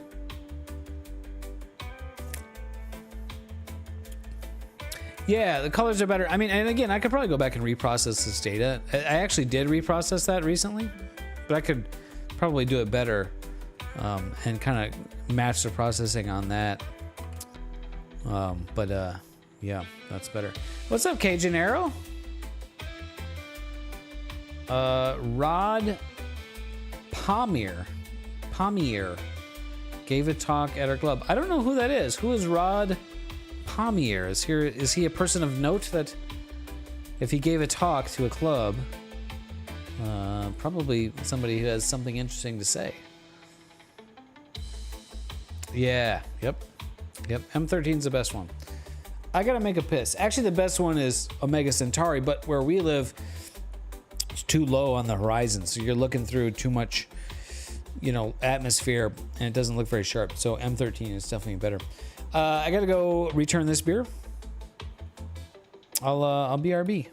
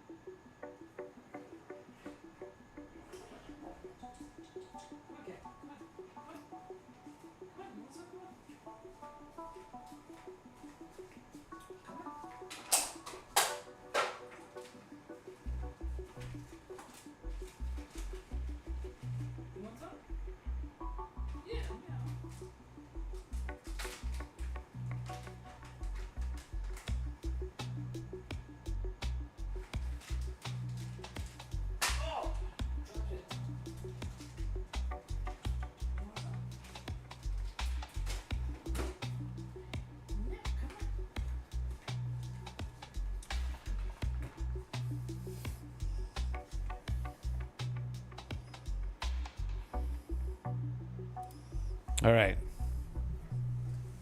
It's that time.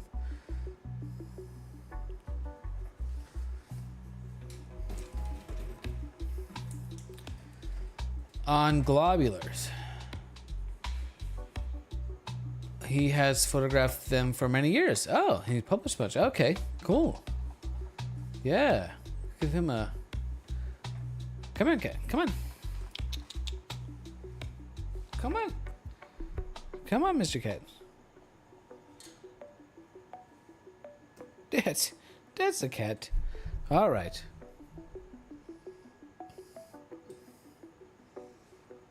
Well.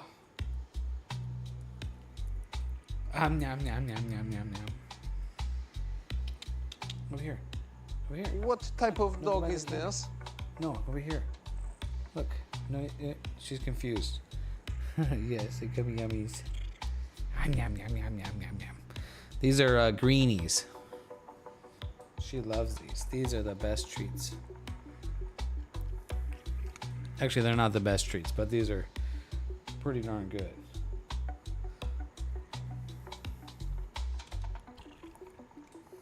Whoop. He dropped it.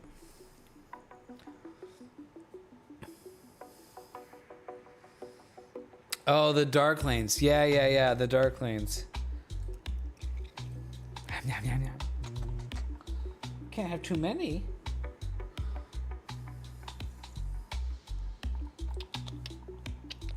Over here. Here. Over here.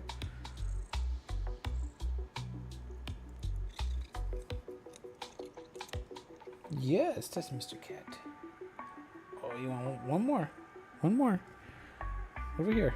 Wait. Over here.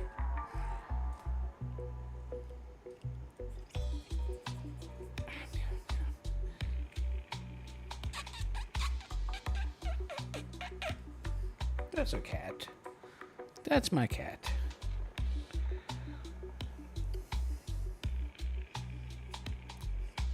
Maziv says pss, pss, pss, pss, pss, pss, pss. She's very happy. She got her treats. Yes, that's my cat.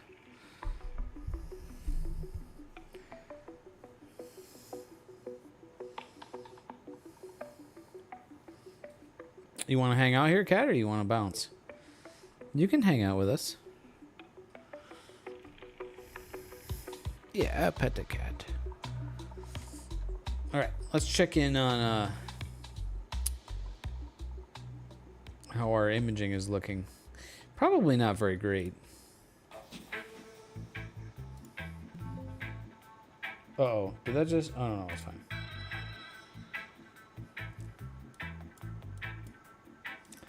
Yeah, it's still kind of looking not very great. That's all right. We'll get what we get tonight. Probably not much. Yeah, and I might bring the scope in after this because the cloud forecast looks like it's going to be cloudy until kind of 3, and so yeah, it might not be worth leaving it out there. And maybe we'll just shoot for next week. Next week is looking really good. Get some more data. But it's always good to try new things. We tried that new plate solver tonight, and that didn't really do what I was hoping it would do.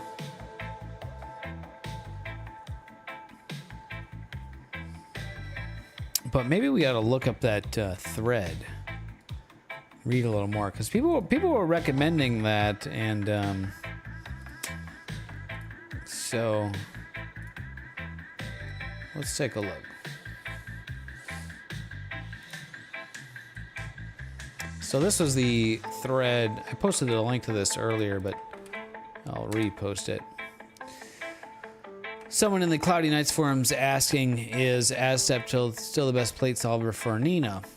And some people are saying that, like, never had a problem, blah blah blah. And some people are saying they're having similar problems to like I have. And so let's see. I think it was in the second page people started recommending. Yeah, exactly, right? So,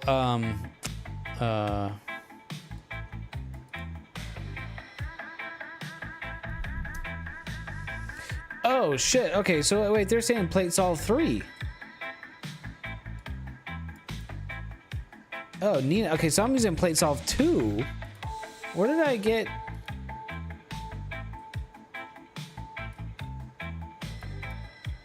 Oh. Okay. Hold on.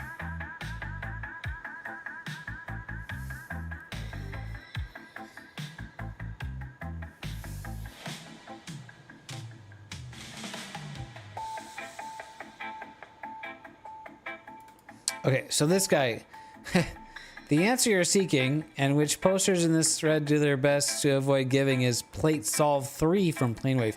What did I get on plate solve 2? How did I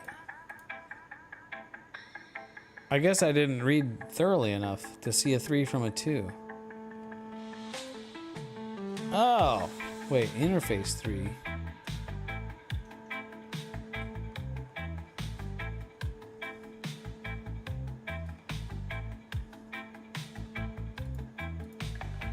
Anyways,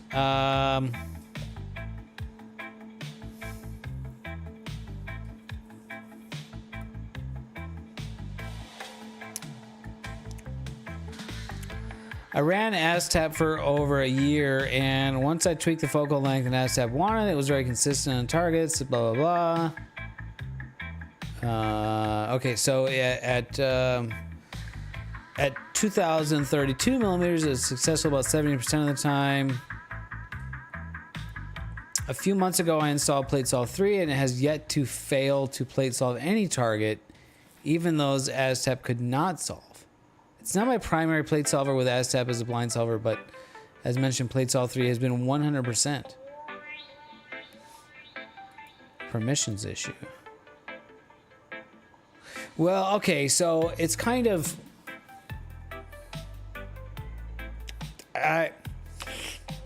So with plate solve 2, the main problem was it was slow. It needs to be rapid fire fast. So they're not really talking about that. But apparently on the Nina page, now there's this, and now I'm finding plate solve 3 on the Nina page. Author, Planewave Instruments, Dave Rowe, URL. So it's like, oh, this is a Dropbox link. Plate solve 3 up to 12,000 millimeters.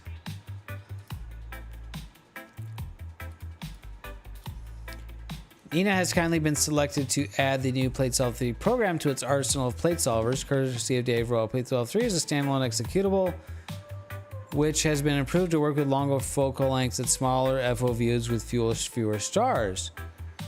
This download has the necessary catalogs already added. Just unpack it into a directory you're choosing and point Nina to plate solving. Wow. I'm going to install this. Works well with long focal lengths and small field views. Tested up to 12,000 millimeters. Very fast blind solver. Does not require an internet connection. The regional setting of Windows needs to be set to use a point as decimal symbol. Oh, well, that's not a problem for...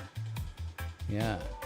Yeah, and I was just playing around earlier in the stream when we were playing with this on the options for plate solving. There's an option for plate solve 3. So this imaging is not brilliant. I don't think any of this data is going to be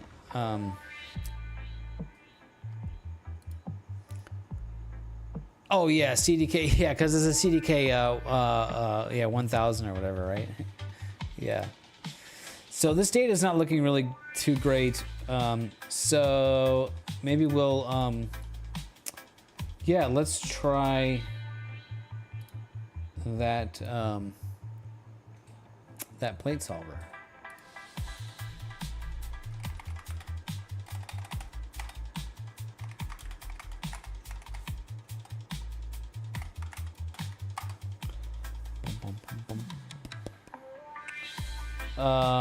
Plate solver.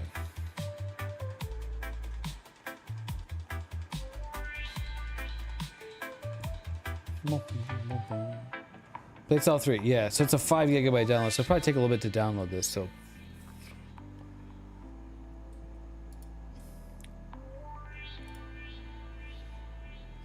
7 minutes.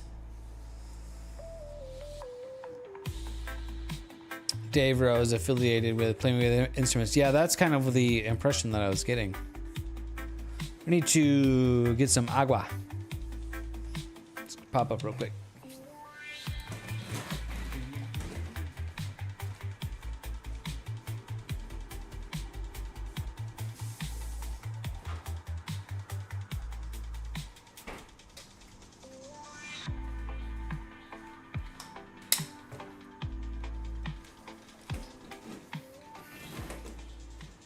I do have fiber interwebs. I have fiber. It's like the lowest tier plan. It's like 500 gig up and down. It's fine. It's adequate.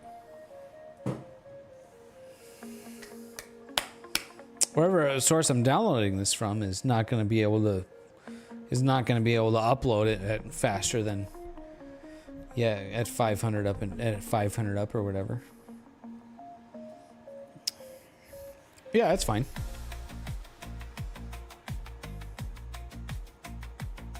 You've had good luck with ASStro? Well, since we tweaked the settings per your suggestion earlier, Mrs. ASStro, yeah, that worked pretty good. But you know, having more tools to try is never a bad thing.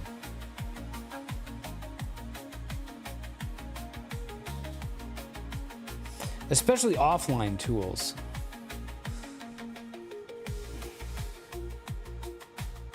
Having offline tools is good because, yeah, if we go out in the desert and Homeboy's not there with his Starlink, then yeah, we're stuck.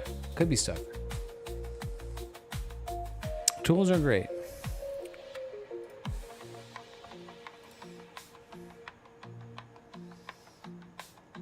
Yeah, so in the next hour, the seeing is supposed to get better. But then but only for about an hour, and then the clouds are supposed to start rolling in, so.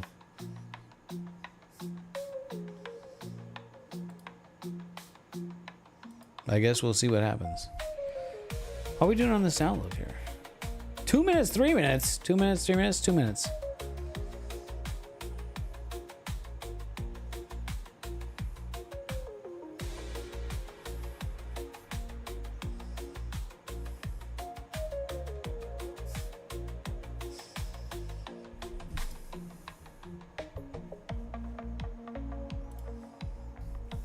Here's the live stack, by the way. Yeah, looks really. Yeah, it looks really muddy. Blech. Maybe that's the seeing. It's not a very large target, so.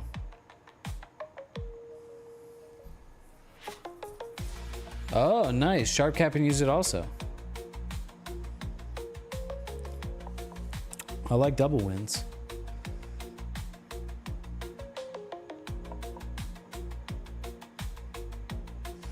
Yeah, the marine layer is nice for that.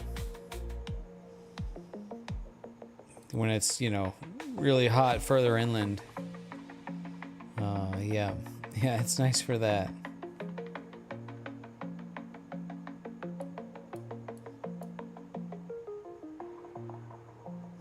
Yeah, these stars are very consistently oblong, despite the guiding. So I do wonder if that's a result of collimation. I definitely can get rounder stars.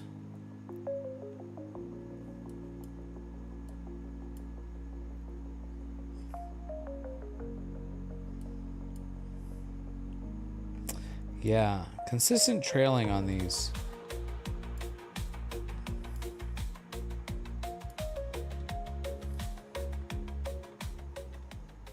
Kind of look through some of the history on these, and yeah, pretty consistent. Yeah, for the guiding numbers that I'm seeing, I feel like that should definitely be, those stars should be more round.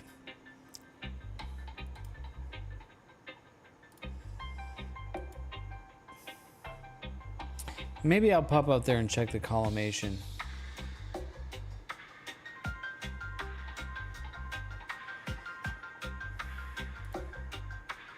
20 seconds left on the download.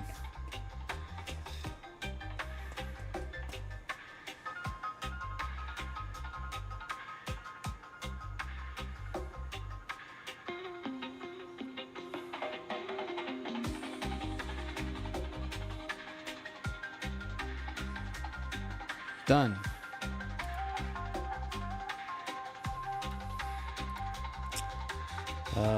Plates all 3. .zip. Extract. That's gonna take a while to extract on this poor little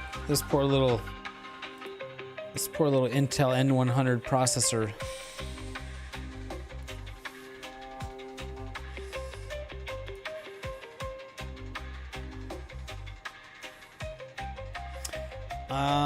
Let's see. Am I gonna be able to check the collimation? Yeah, I probably can. I would probably need to park the scope, but I can do that. Maybe I'll check that. Probably good information to have. You just know. And I think the purpose of setting the telescope up on nights like this are really to learn and gain experience as much as anything.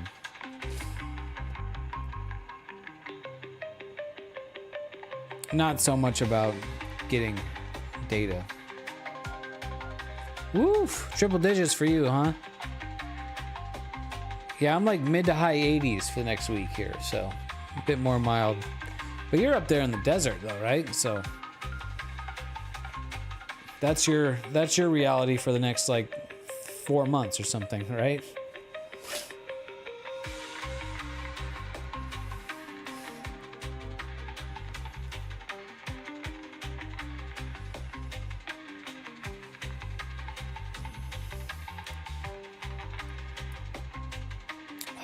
Okay, so there's 2 folders. One says Kepler, one says UD catalog.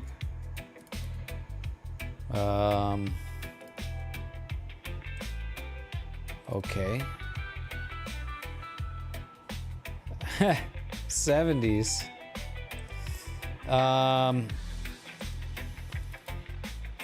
Okay, was this just the catalogs?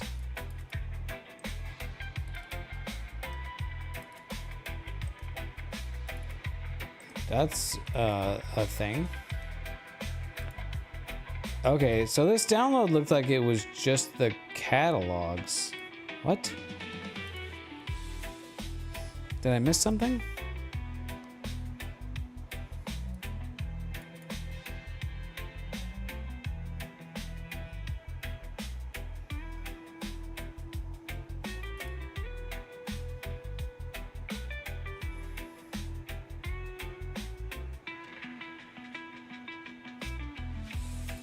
This download has the necessary catalogs already added. Just unpack it into a directory of your choosing and point to it in Nina plate solving options. You need to start the executable once standalone and select file configure directory. Start the executable. Where is the executable?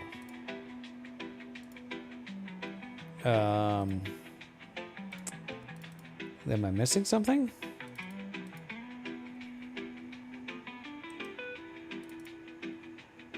Okay, wait, what?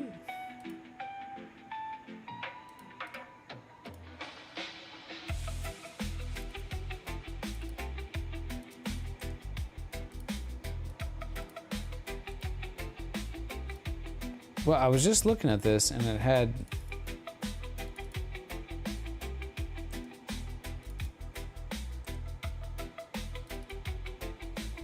Wait, I'm looking at the zip. Did it...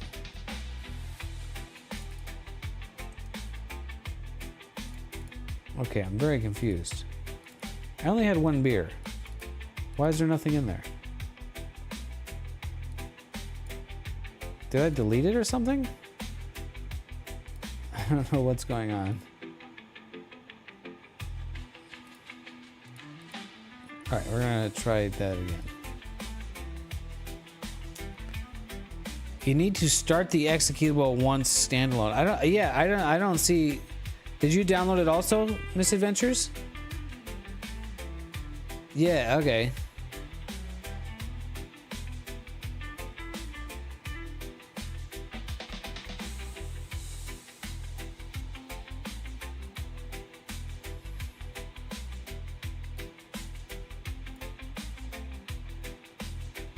Yeah.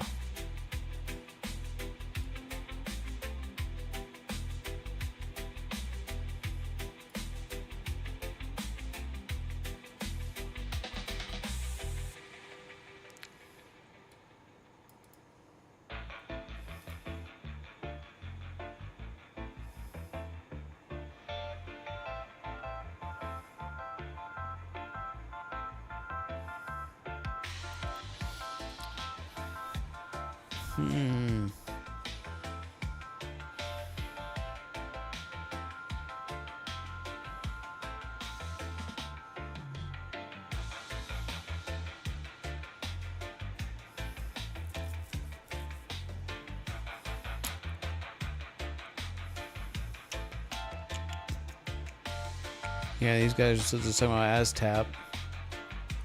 Bum, bum, bum, bum, bum.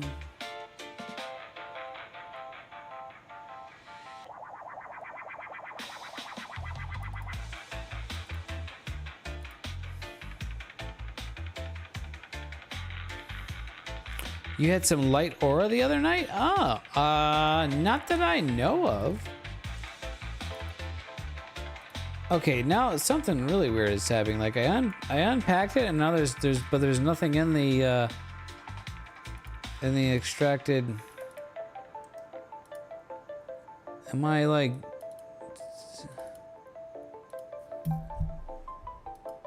Oh, I'm just being dumb. Yeah, I'm being dumb. But there's still no executable.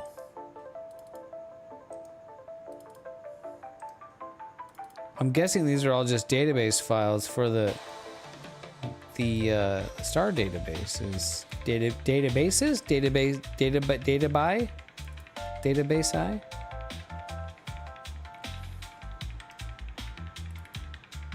There's no executable.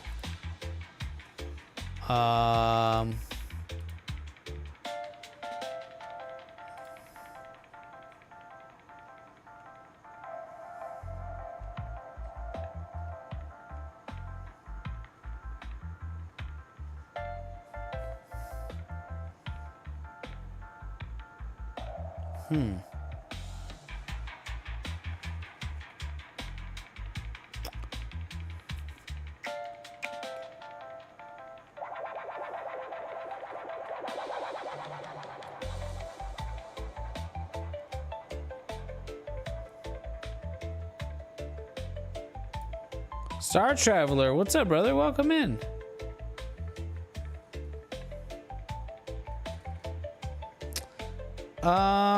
Okay, let's take a look. Yeah, that's a suggestion. So plate solver 3. Oh wait, plate solver 3. Yeah, plate solver 3 location. Yeah, it does need the executable. So yeah, not that. Well, I guess we can just Google it.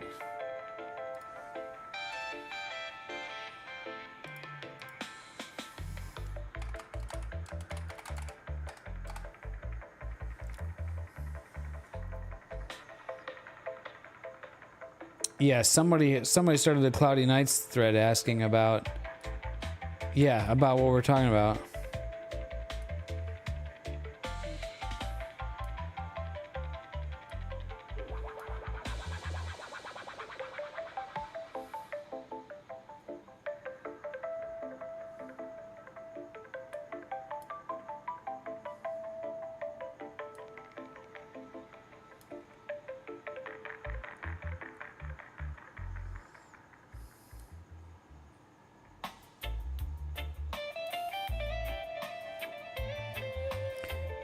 Planewave doesn't produce this build, and in fact, they don't even know Dave had done it for Nina, so they have the old Plate Solve 2 for download. Huh.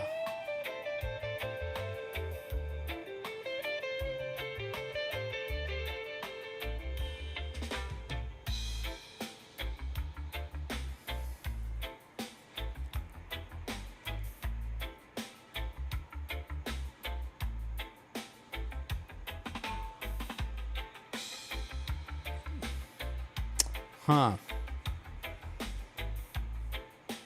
Yeah. That's weird.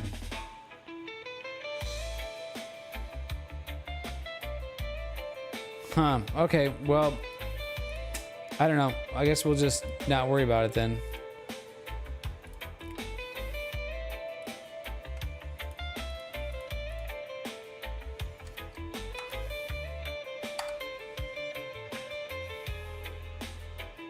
Ah, all right. Yeah. Okay, well, we tried.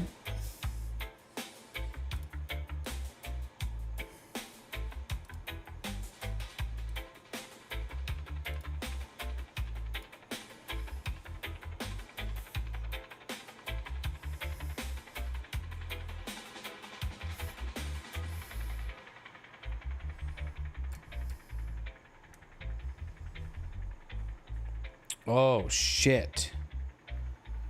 Oh, shit. Let me see if I can get this picture here. Okay. Oh, yeah, no, not that picture. Glad that didn't show on the stream. This program is like so. Oh wait.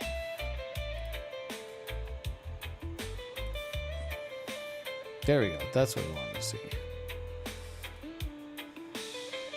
Yeah, got it. Thank you, Mazif. Yeah, that's kind of like what we were kind of figuring there. And since we were talking about this earlier, although I think the color balance on that makes it look like mustard pie, so maybe we can.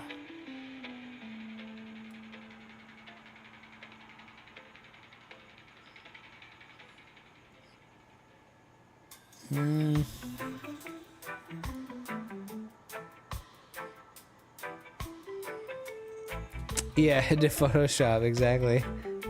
SPCC, yeah, we need something like, I don't fucking know. I suck at colors. Anyways, that's key lime pie.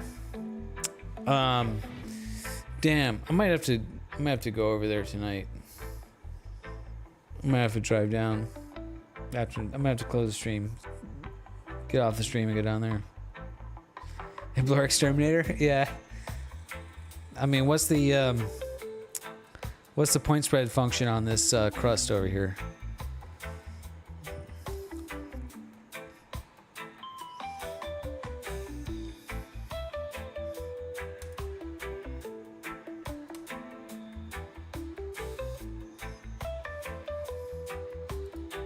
Pretty good stuff. Pretty good stuff.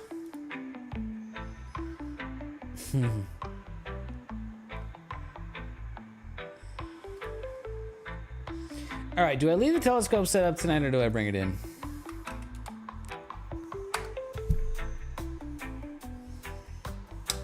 Yeah, I mean, I only had one beer, Ossifer.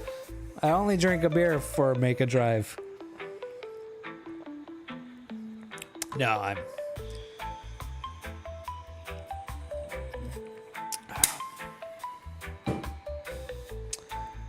it wasn't exactly a very strong beer, but it was kind of an amount of it.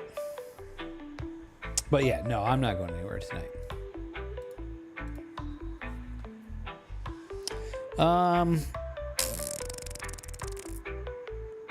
Yeah, I mean, it really shows the clouds like clearing at 4, which is about the time that the sun comes up. So, yeah, exactly. Well, this is like Orange County traffic, so I don't know if. Yeah, if drunk is... Orange County is its whole other can of worms.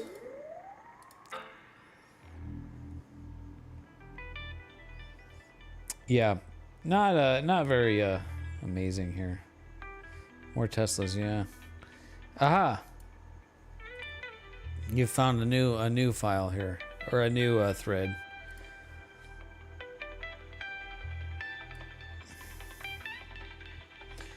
Oh, this is very recent. Just a few days ago. I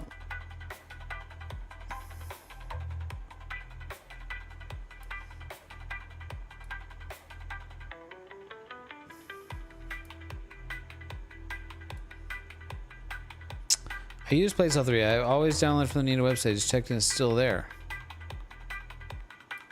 Oh. Read the last post. Hi folks, the research group I am part of, headed in part by Dave Rowe, has access to the Playcell 3 source code. Our group has made some fixes and updates to it, nothing major, some bug squashing, making it work correctly on PCs that use a comma as a decimal separator and packaging it as an installer. I'm currently working with Dave and Planewave to work out a solution to make Playcell 3 available any more formal venue that would also allow future versions to be published. I have no timeline to offer as discussion has just started. Very interesting. Yeah, okay. Well, that is so much more refreshing than what I was expecting to read. Because we were talking about like copyright issues and proprietary, and when you said read the last post, I expected to see, get the fuck, this is our corporate cock software, lawyers, we're gonna sue you, you know, that kind of garbage. But no, it's like, hey, yeah, we're working on it, you know, we just need to work out some things and we got some bugs, and yeah, we'll get it for you guys. Yeah, I had to go to the Pirate Bay for a second, right? Jeez. Cool. Okay, so we'll just kind of wait on that. We kind of stumbled on a solution thanks to Miss ASStro. I mean, a solution to the issue that I was having to make the plate solving work better. So the ASTAP plate solving work better. But yeah. Oh, I kind of want to check the collimation. Because, I mean, my guiding right now is showing, I'm showing 0.59 arc seconds. That should be good. These stars are not round, and that kind of guiding should be good enough. So I'm gonna stop this. Oh, wait a minute. Did it? Oh, wow. Am I really stupid? This has been stopped for like a... Wait, oh, god damn it. This has been stopped for a long time. Maybe I got the beer a little prematurely. I forgot to delete the loop for 20 iterations. So it's just been sitting here guiding but not imaging.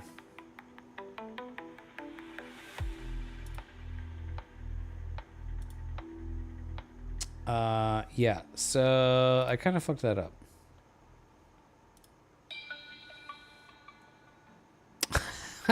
I forgot to delete, so it did 20 pictures and then it stopped. And so yeah, the last one was at 22:33. So we've been sitting here for a half an hour, and it's been looking at the same picture. I gotta go piss. I never ever make fuck ups.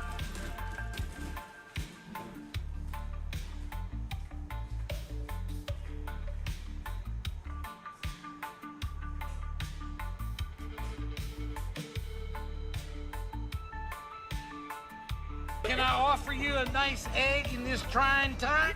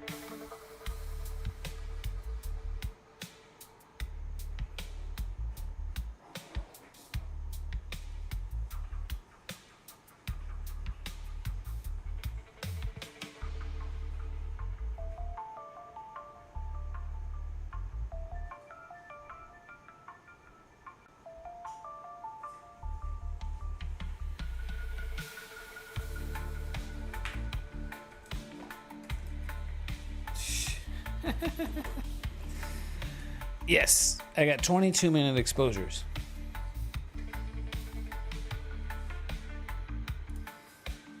Anyways, so there's a new one.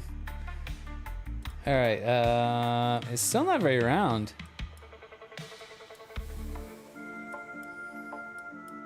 Yeah, no, it was really streaking badly on the edges that's very there. nice. Even though the guiding is looking good. So, yeah, okay. I do want to check the collimation. So I am going to stop that. And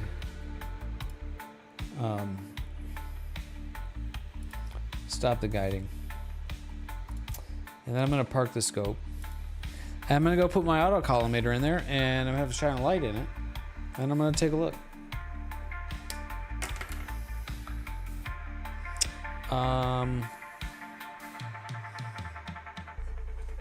Yeah. Okay, I'm going to pop outside. You guys are going to watch me do that. And hopefully I don't fuck anything up. I'll be out there.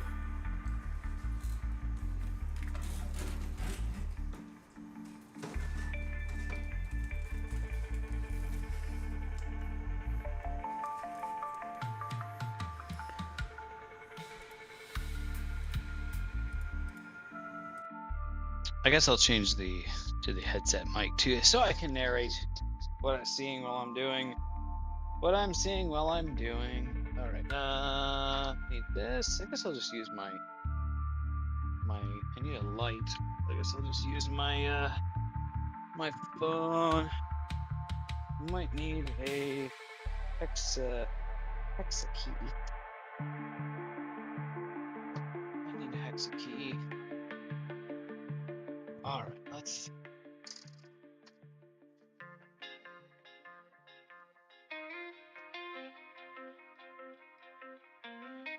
Okay, have to unplug the camera. Take the camera out. And I don't really like setting it like that, but what else am I gonna do with it? Probably I'm not gonna be able to see. There's probably not enough light in there. Oh no, not nearly enough light. Okay, take this off.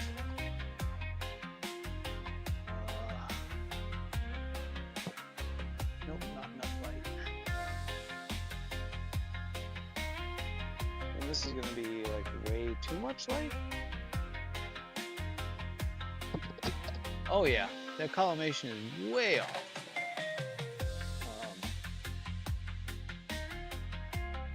Sometimes I just tweak the auto collimator a little bit, but yeah, okay, that's out a lot.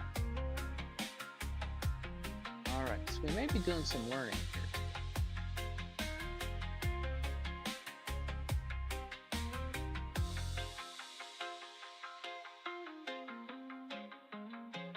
Oh man, these screws are loose. Loosey goosey. No wonder collimation is different. These screws are loose. Need to do snuggy what? Not loosey goosey.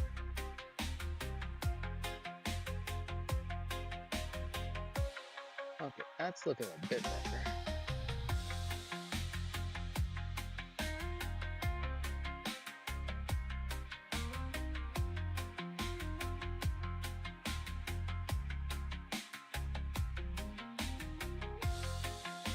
That's probably pretty. That's probably pretty good. Probably better than what I had.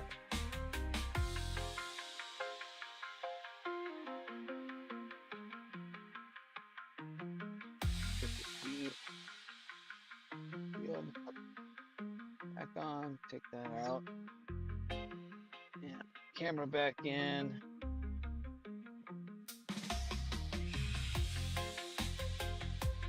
And I think I'll just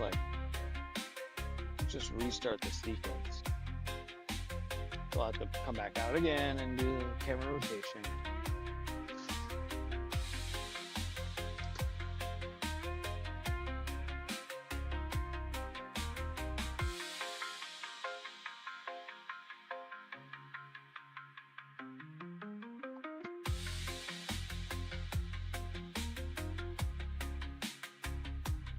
Robotic collimation. That would be cool. That would be difficult.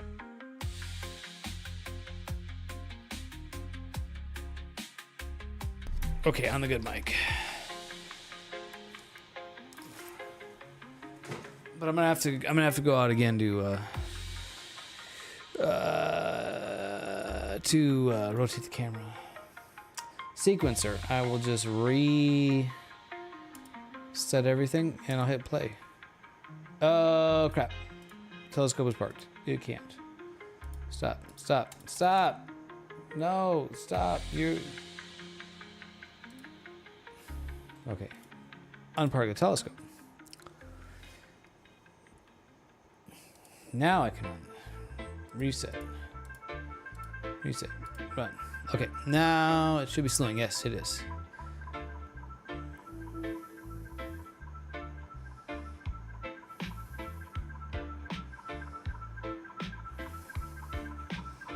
Oh, wow.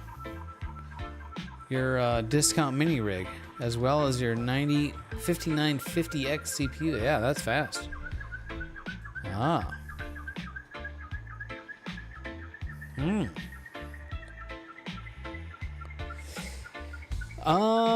I don't know if they worked themselves loose. I mean, they were not like super loose. It's kind of weird. With the four screws for doing the secondary mirror. If you tighten one, then the others can come loose. Unlike a 3 screw setup, it's like imagine trying to balance a table with 3 legs versus a table with 4 legs.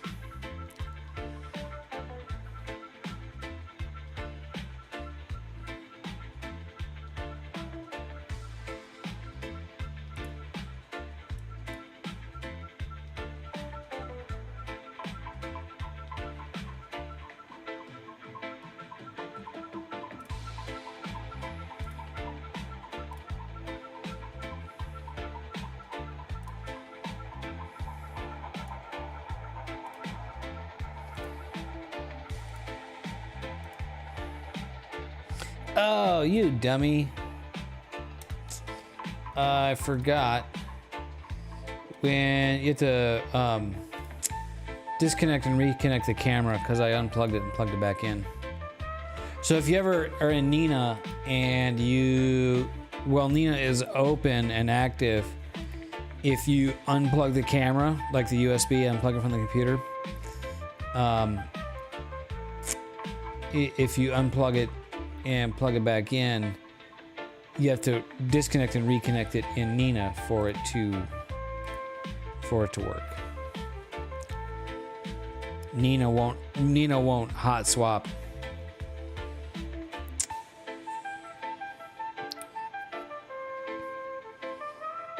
And it'll just sit there at exposing.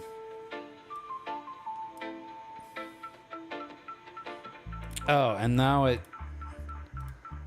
failed on the slew and center, and so it just skipped that. And yeah, okay.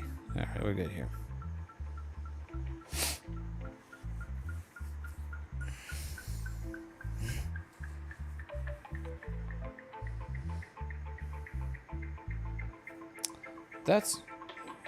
Oh wait, hold on. Why is it not? Stop.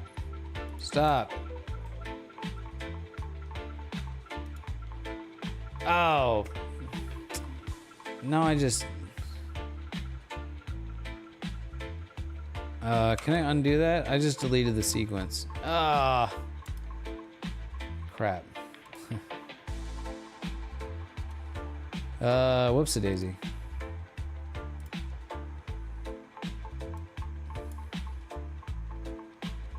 I just deleted the sequence.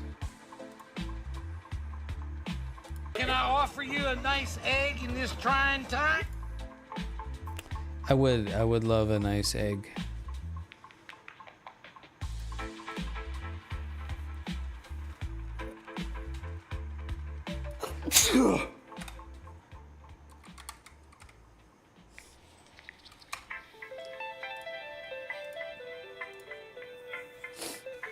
Ah.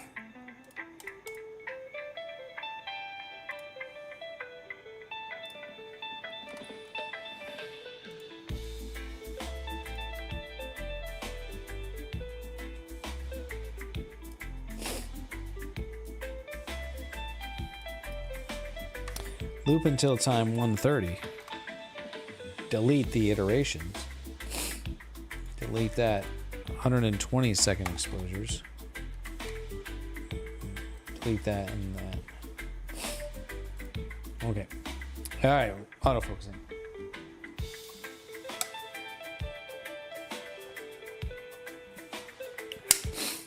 Creamed eggs on toast. We need to stop talking about food on the stream here because I'm just gonna want to eat it all. And I drank a beer, so that gives me the munchies.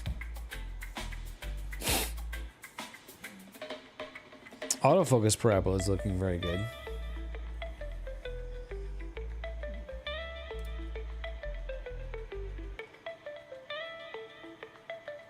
Those stars are looking not super round. Well, we'll see. Oh, camping food ideas, yeah.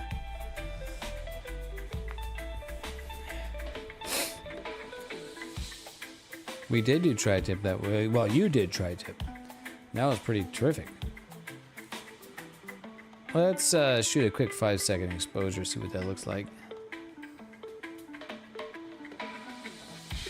I do remember that, yeah. Huh, that looks like an egg. Of the collimation being off? Cool, man. Thanks for stopping by, Zach. Thanks for the super chat. Peace, brother. Hopefully next week you get out and get some imaging in, right?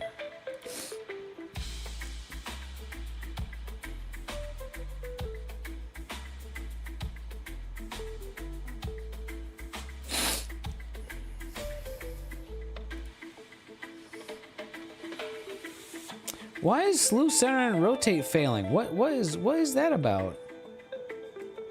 That's so weird. It just won't. Did the mount stop or something? What is that? Is a very strange behavior. I don't know why that's not working. No, the mount's running.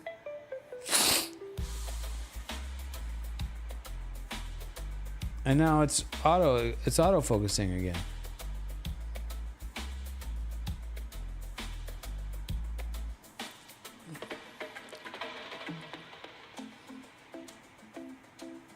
You found a high adaptability mining crawler drilling rig. Okay. Sounds fun.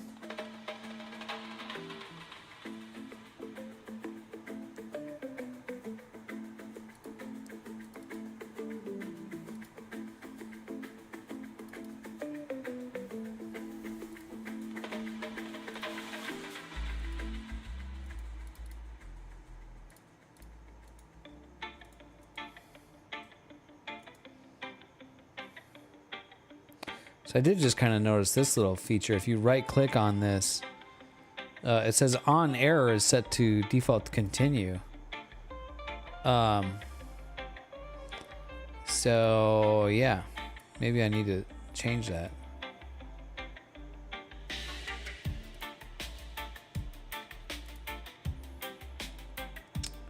I'm gonna let it. All right, stop it though. Why is it not? Why is it not slewing?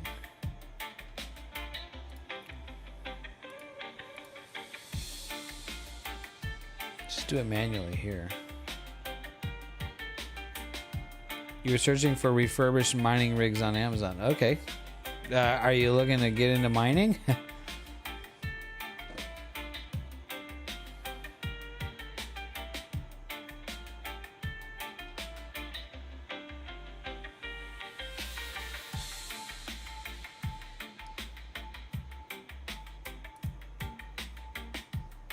A bit random indeed. Okay, so I just did the framing. That's okay. I tried. Okay, it's like not slewing for some reason.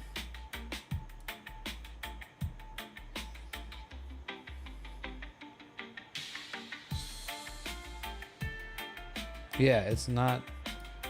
Did I like? Did I bump the mount or something? No, the mount's still working. But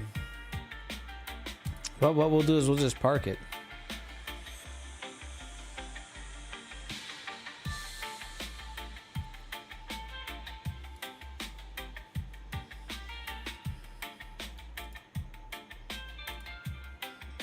Yeah, that's really weird. I don't know why that's messing up. We'll reset this. And we'll just park it and then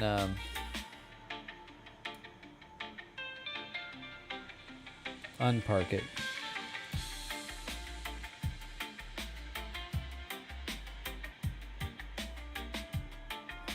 Okay. Now run the sequence. So it should be running. Mount is running.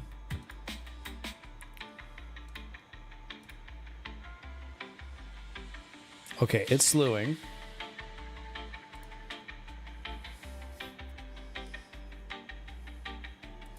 You can see it's slewing.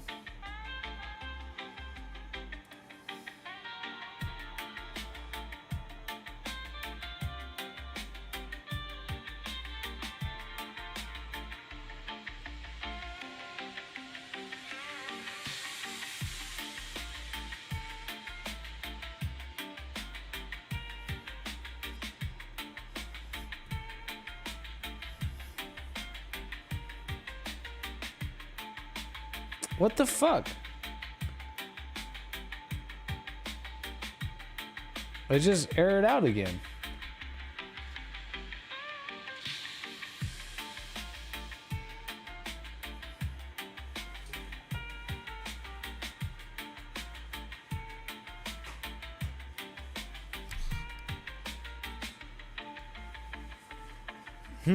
Yeah, time to shut down and restart it. All right, I got to well, it's running the auto. I'm gonna let it run its autofocus thing, and it's M53, the globular cluster M53. Yeah, I don't know what's going on. I'll be right back.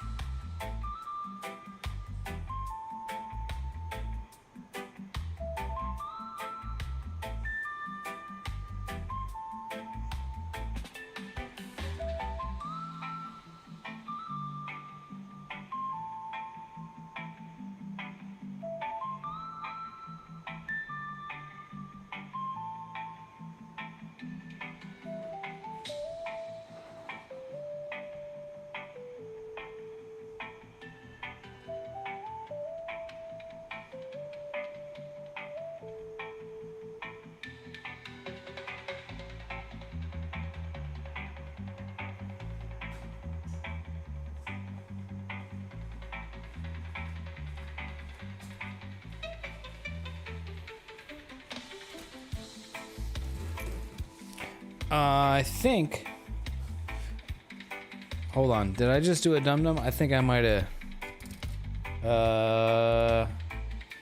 I just did a dum dum dum. because we were playing around with the settings, I changed the plate solver to plate solve 3, which doesn't exist, so it can't plate solve. It would be nice if it would have given me an error saying that. It did not. It was my fault that I set that. Yeah. Anyways, I did a dum-dum. But it would be nice if it would give you an error to tell you that you had a dum-dum. So it would slew, but it wouldn't plate solve. And it didn't even really give me an error that it wouldn't plate solve. Yes. I thought about that while I was pissing. There we go. Now it wants me to rotate. I gotta go rotate the camera 6 degrees. I'll be outside. Be right back. You'll see me there.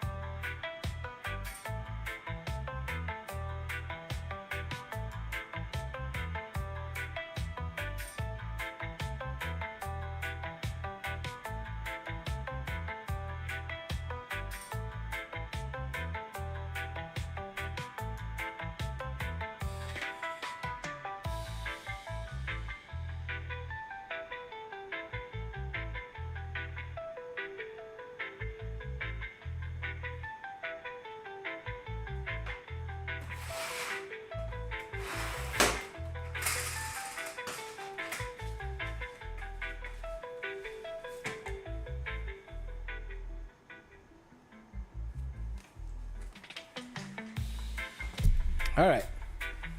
Okay, we are in business here. Let me reconnect.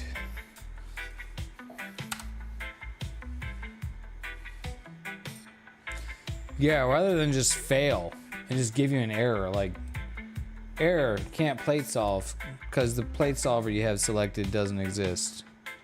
Oh, whoops, my bad.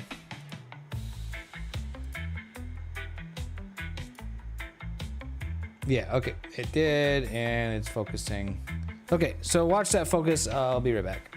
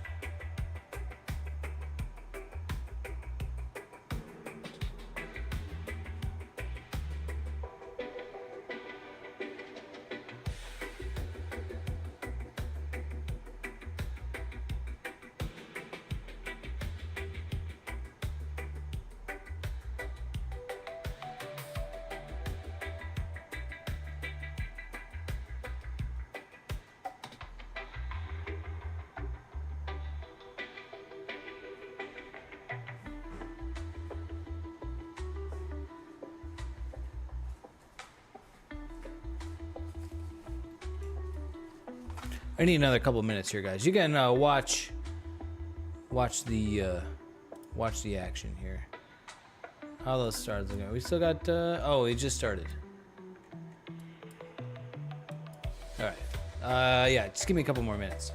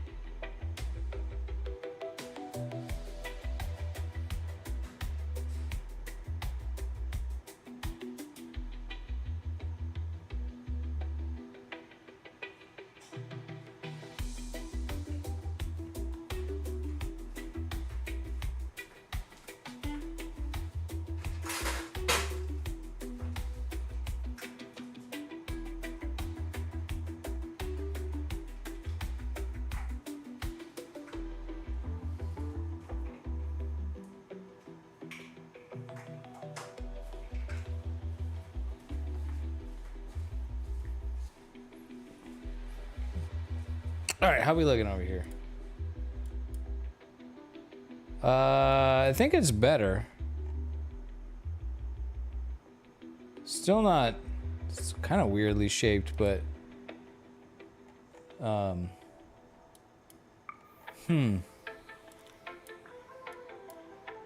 interesting. Maybe not that much different.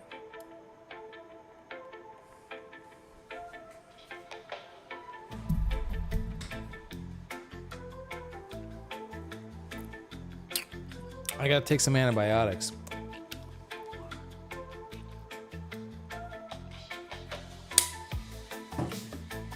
So I had this like gnarly abscess or something. Kind of gnarly abscess behind my ear.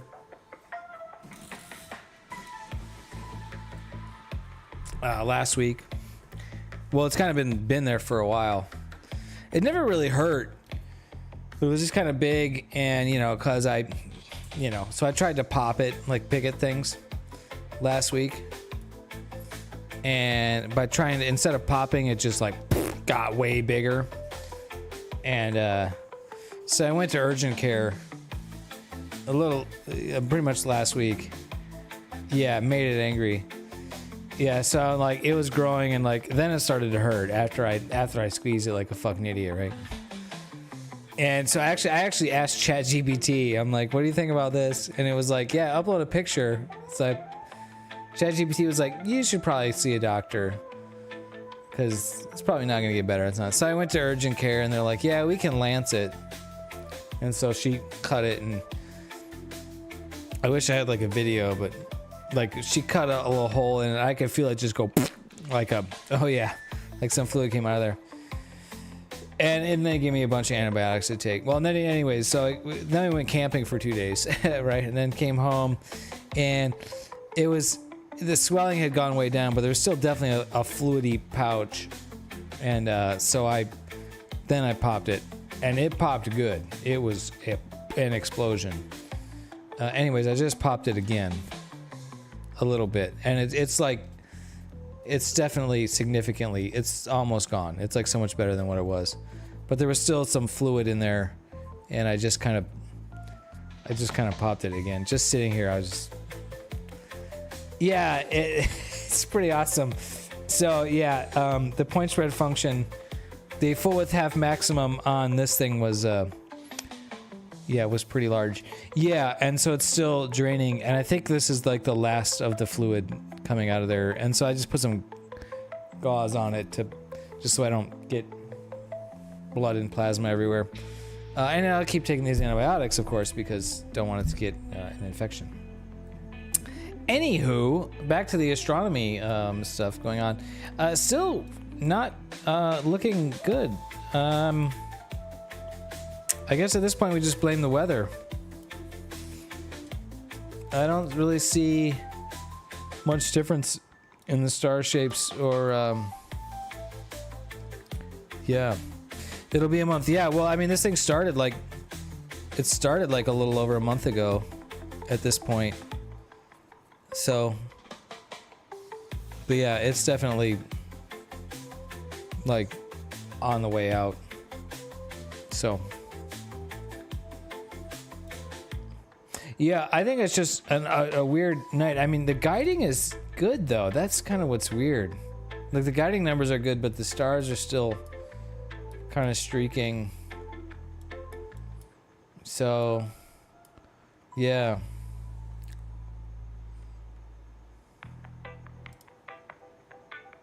Meanwhile, the live stack is still going. And, yeah, this is just, you know, I mean, it's not very good, is it?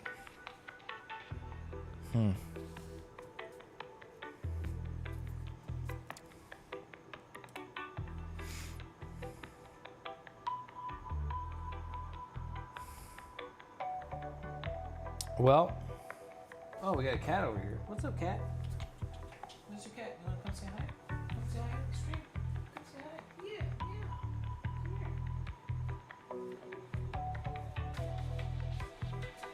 We got a cat over here. This is my cat. It's a cow cat. That's what that guy said. You were a cow cat. What's up?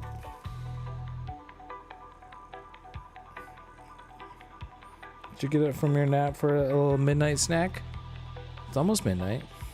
You want to go to bed, Mr. Cat? She's a good cat. What do you think of the globular clusters? Are you like those, or do you prefer open clusters? No, you don't care for either one of them? Yeah. Do you want some catnip?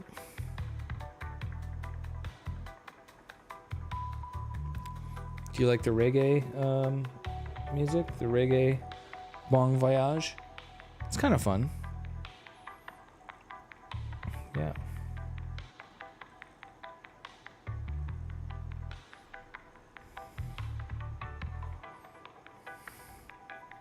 You want to go down? Okay. Go down. All right. Well, I'm thinking I'm just going to bring the telescope in for the night. Because the forecast looks, you know, poor. And, yeah, the results we're getting are looking not good. But we tried some new things. We did some new stuff. And, yeah, I think maybe call it a night. And, you know, we'll try again another night. Next week is looking good, right? So, oh, this tape isn't working very well. Yeah, I think we'll call it a night here. I don't really want to stay up too late.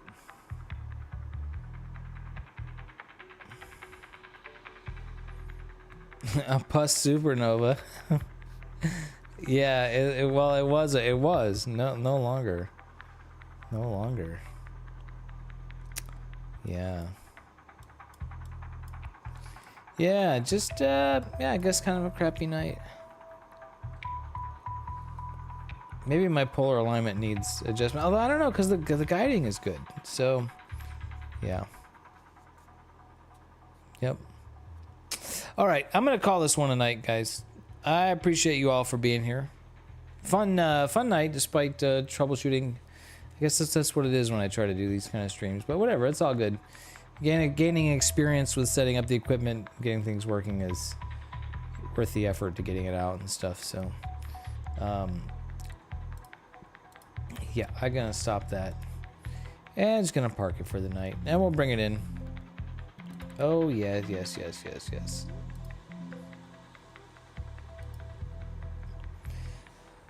And it's, yeah, past my bedtime. So, yeah. Appreciate you being here, Star Traveler. And Misadventures in ASStro. Mithridites, ASStro, of course. And Mazif, thanks again for the 5-month subscription. And Zach over on YouTube for the super chat. I don't know what the schedule... I don't have a schedule next week. But if the weather is good, we should definitely do at least another one of these. Another late night ASStro stream. Yeah.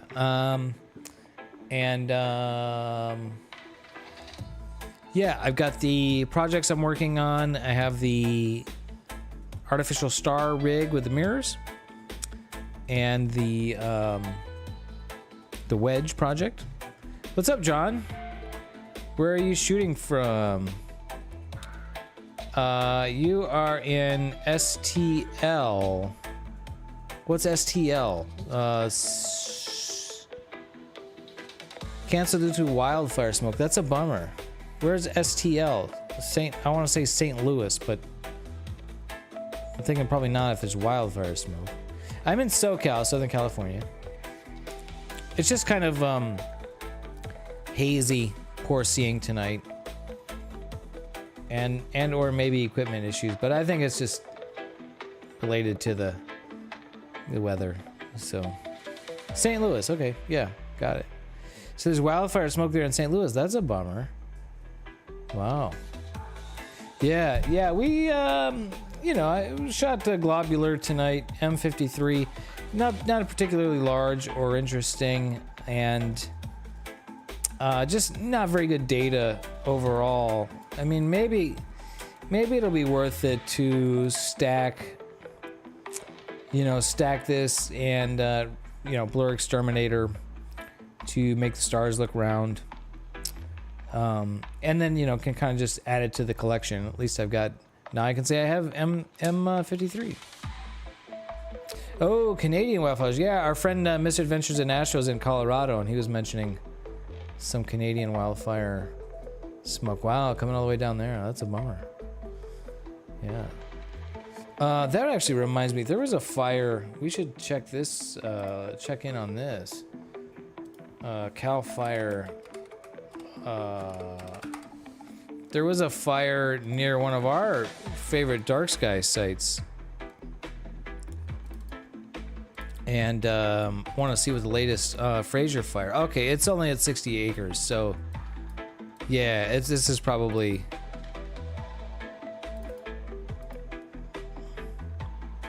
acres burned, already 70% contained. Yeah, so this started yesterday, and yeah, so this is gonna be a hopefully it doesn't expand, so should be a non-issue for one of our favorite dark sky sites. Oh, you were gonna head out? Oh, that's too bad, man. That sucks. What's this all pink area up here? That's weird. There's a small fire here. Oh, I heard about that. I don't know why what that means, this whole pink area. Yeah, I don't know.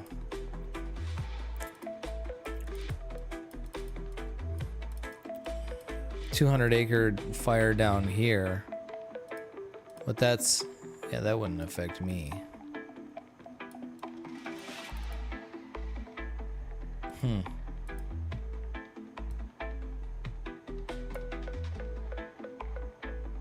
Yeah.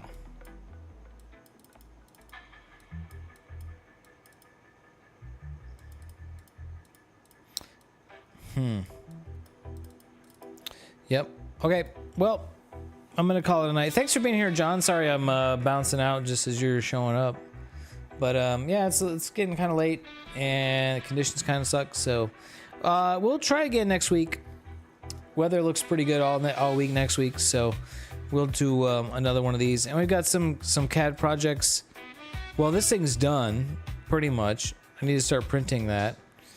And I've got the wedge project I'm working on. So I've got a couple of projects, a couple of videos, and yeah, we should probably do a daytime stream and a nighttime stream next week, at least. Whoops! I just killed the music. So you're redoing your image train. All right. Well, good luck with that. I already closed the music, so that means it's time to go to bed. Thanks, you guys, for being here. I will. I'll let you know on the Discord, when we're streaming again. Peace out.